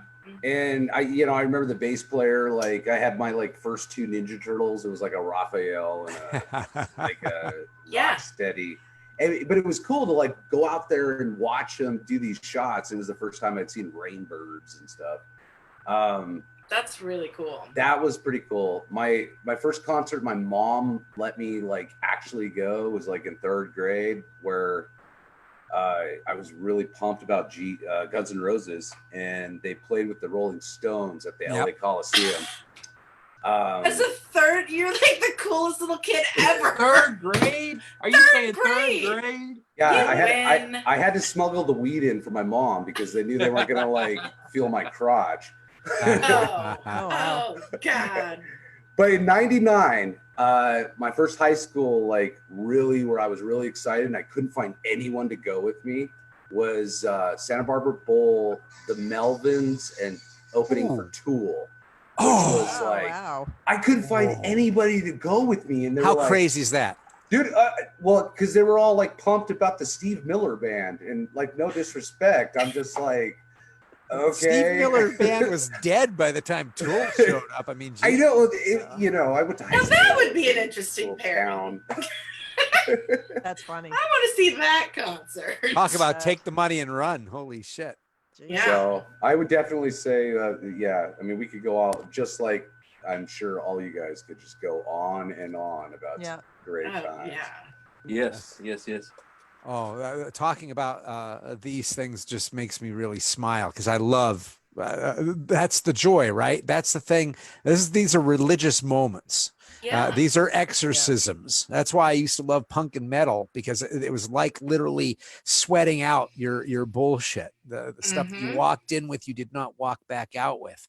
And so the concerts that really hit me, weirdly enough, one of the later ones in my life has been one of the most profound, and that was Paul McCartney. I'd never seen him, and then he played San Francisco. He played Pac Bell Park, so it was like 70,000, 80,000 people. And what was so great is that it was such a small show. He just got up there. He had a bass player, he had a drummer, he had a guitarist, and the piano. And you forget. I mean, everybody loves to give short shrift to the Beatles. It's cool to say the Beatles don't matter, to say that they're overrated, all this stuff. Watch a concert of Beatles songs, and you feel it. It builds. The Beatles build. They were such architects. And it's daffy fun when they're singing the old song. They saw her standing there, and people are like dancing. You're like, it has nothing to do with politics, nothing to do with anything. It's just it's this beautiful music. And then partway through, he just goes, that one was sung by John, so let's all say hi to John. 1, 2, 3, and everybody goes, John. 70,000 people scream John. That's and awesome. Then they play Jet and from Wings, and they play Baby I'm Amazed, and he goes, let's sing one for Linda, and everybody goes, Linda, and I'm like, and he did it for George, and I'm like, this is rock and roll. This is everything.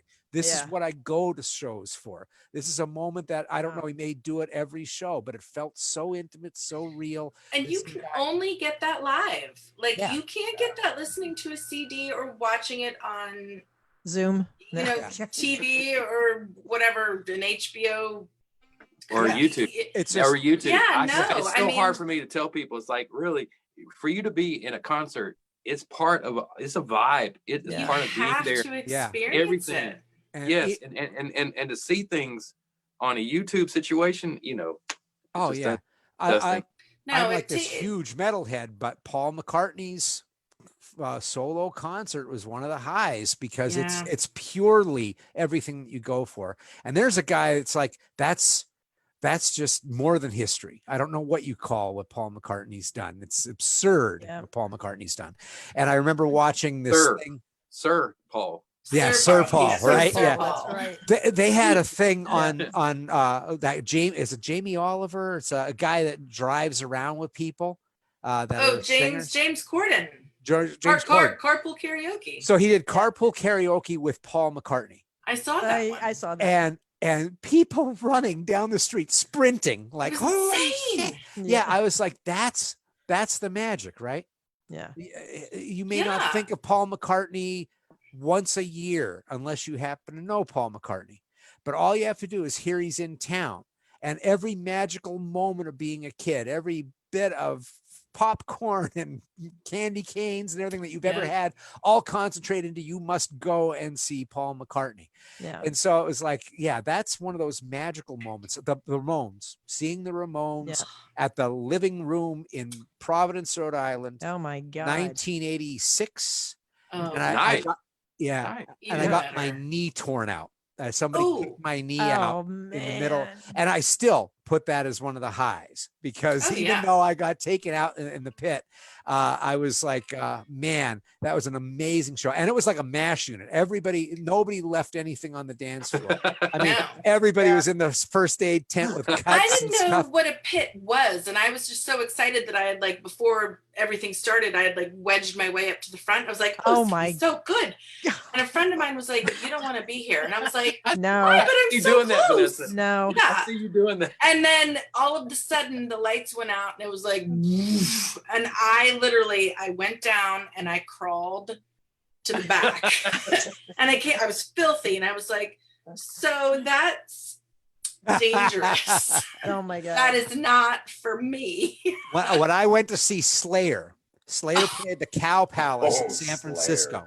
And that was, of course, the last band, but they had like 6 bands before that, Megadeth, and then Slayer.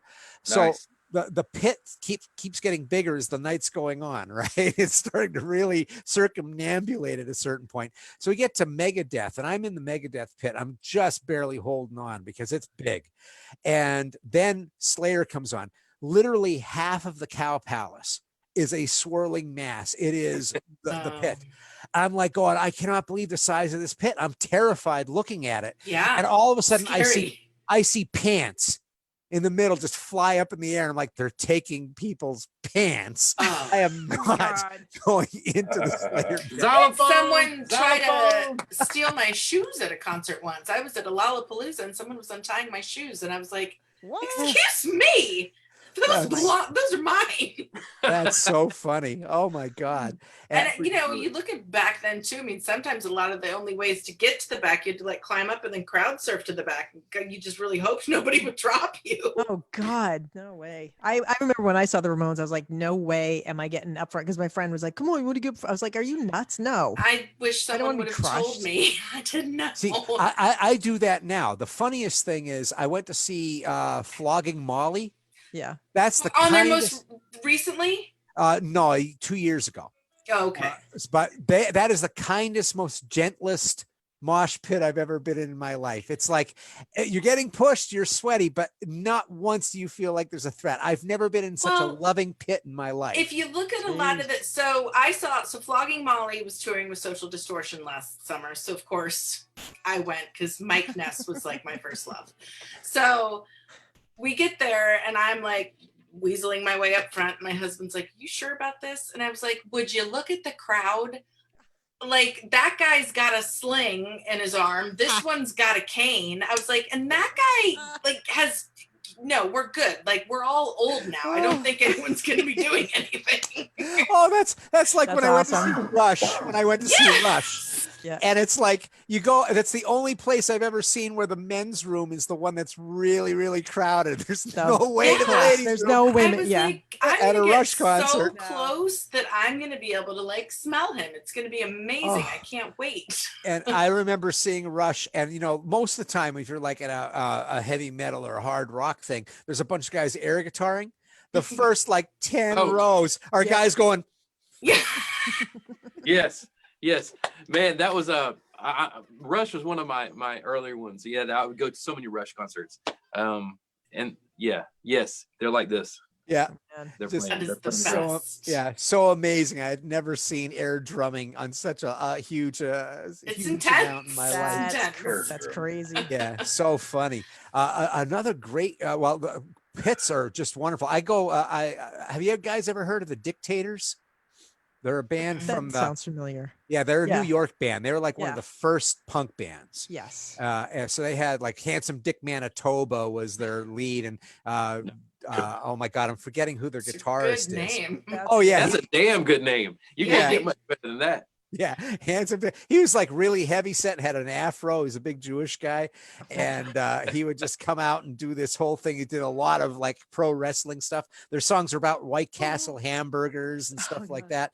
And I went to see them, and their pit was amazing. But I had never. That was a punk band that got better as the years went on. So I saw them maybe 10 years ago, and I was like, holy shit! When these guys hit their 60s, they hit. It was like they knew exactly what to do with the audience and stuff, and it was really great. And that happened with Judas Priest. Judas Priest is one of my favorite bands of all time, but they were always kind of silly. Yeah. But I've always loved them. And they had a song that saved my life, which is Beyond the Realms of Death. There was a time when I was just about ready to check out as a teenager, and I heard that song, and the anger in that song just saved me. And I said that to Rob Halford when I finally met him, but they kind of got silly. And then they did this not reunion. It was the 40th anniversary of their album not Stained Class, British Steel. And it was one of their big albums, and they played the whole thing from start to end, which means they played about 6 songs that never get played. Oh, cool. And all of a sudden, they went from being this band that played these really big places, wearing a bunch of crazy stuff and, you know, lasers and all this shit, to this band that was just like a razor. Yeah, they were. Yeah, that's That my, was the xylophone symbol. that's my weirdness. Xylophone. Xylophone. But they started playing. They played this one song called Steeler, and it's just like this tribal drum, and it just kept going, and they never stopped. They went for like 10 minutes, and they stopped, and they looked at each other, and I was like, "Holy shit, we're all feeling it. We all are somewhere else." This is another time. This is when the band was hungry and lean, and they still loved each other, and they didn't have their addictions and all of this shit. And they're out to prove something. And they remembered that in those songs that they hadn't played in a long time. Sure, they rehearsed them, but they were in front of an audience that knew them. Yep. It was like, oh, yeah, it was great. That's very cool, man. Very cool when that happens, man. That's the thing about being in a place together. You know, that's so awesome. Very, very cool. Right on. Right on. Well, hopefully we'll all be able to be in a place at some point. Yeah. I hope so. Boy, I would hate to think that this would that I lived to see the end of that. Fuck that. I want to die before the end of like live venues and live music and performance and togetherness. Even if I hate people, I still want Yeah. That's the kicker. Come to the Zoom concert. Even if I Yeah. hate you. Yeah, we're gonna be doing Zoom concerts, and then what? No, we're not. Well, didn't you do that recently, Ross? Weren't you playing music live to like a no audience? Yeah, it's odd as hell. Yeah, Yeah. man. Yeah. I've done it 3 times, and we'll probably do it again at some point. I don't know when, but yeah, man, it's so weird. So here I am, playing and singing at times, and yeah, it's just it's odd. It's so weird. You get no response. You get no energy. Yeah. You know, And how crucial is that? it is. It is. I mean, come on. It is so. So vital. I mean, this has been. This was my own energy. This is your what? This What is right it? here is my own energy. Is beer.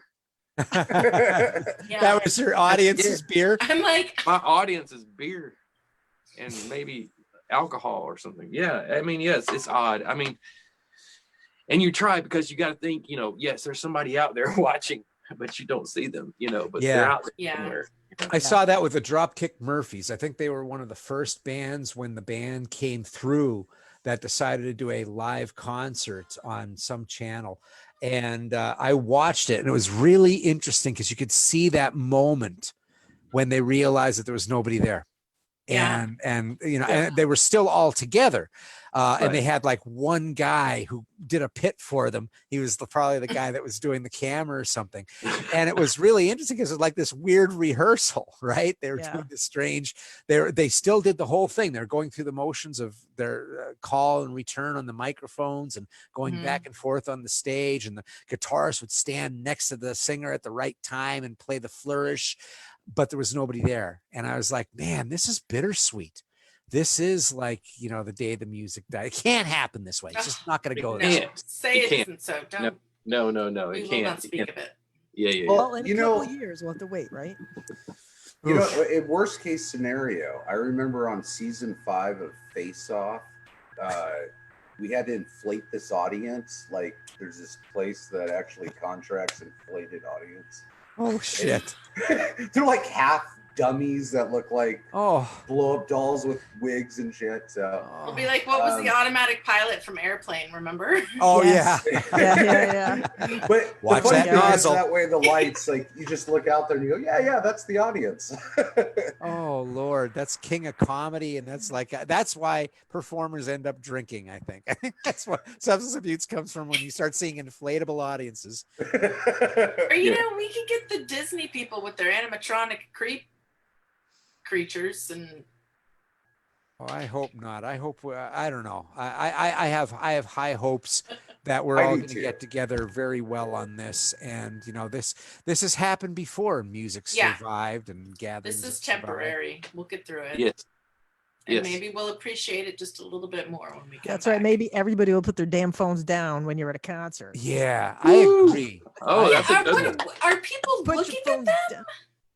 No, it's weird. It's weird. I don't know what's going on with that. Yeah. Like, I used to use the Lighter app, and then That's okay. See, but it's that always it's not okay to have your phone right in front of your face the whole time you're like looking at something. Yeah. No. So Remember, you couldn't annoying. even bring. I mean, I remember back in the day, like they would check you because, like, you know, people would come in to make like bootleg cassettes and stuff of live performances. So Right. you could never bring stuff in, and now it's like everybody is recording. Yeah, Right. Everything, and they're not there, they're not present, they're not Right. enjoying it because Exactly. they're just like, I I gotta wondered get that- this. I wondered that too, because I'm like going, they're like sitting there with in front of them, and I'm sitting there going, you're not here. What are you doing? I know. It's like, Yeah. I need you to look at me or I am not playing. I mean, what are you doing? But then also, what's very interesting, I mean, this is totally off subject, but comedy, you know, these people that go on tour, they actually have a thing where people check in their phones and they put it into a bag, and they go in and sit or whatever, and they watch the show with the bag, with their phone in their bag. That's because, you know, of course, comedians try out new things. I mean, right. Oh, I'm a musician. I try out new things every night. I mean, anytime I'm playing, I'm trying out shit. So, I mean, anyway, Y'all should make that a rule. Yeah. Kings, put it in the basket. Yeah. Yeah. Well, right Glenn after they take your Danzig. temperature. Yeah, right. Glenn Danzig used to just walk off the stage if he saw a phone and everything. And they put posters everywhere and signs. You will, but it's like a wave, right? It's the tidal wave that you can't stop because, and then you kind of doggedly have to go, well, it's at least we're getting some kind of free marketing from it. You know, they can record it and show it to somebody and stuff like that. But it's not the same. I mean, like when I saw Joe Bonamassa when he was like just starting out. I mean, when he first starting out, he looked like the geekiest kid ever. He looked like Bo's guitarists are Catherine. I'm sorry. We were geeks. We were geeks, right? I still am.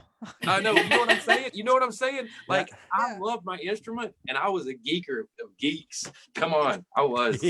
For my instrument. Yes.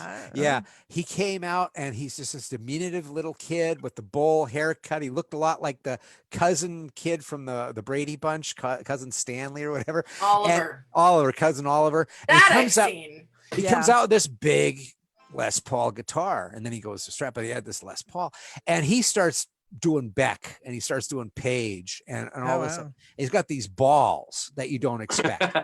And it's just like, holy shit. And by the end, we started going to see him all the time. We would travel to go see him because it was such a riveting thing to see him live. It was like watching somebody transform, someone who was like nothing. And then as soon as he got out there and he started playing, he started feeding off the audience, and all of a sudden you're not seeing this geeky guy and this geek guy, right? Well, and I think there's such an authenticity to that. You know, I mean, I think when you look at musicians who are true artists versus ones that are kind of products of something and they become like a gimmick and an image, you know, I would much rather see, you know, the person who's completely geeked out and has dedicated their life to music and their instrument and being the best that they can, and they're just them and real and, you know, for lack of a better term, nerdy and geeky, but like it's real and you can feel it, versus the manufactured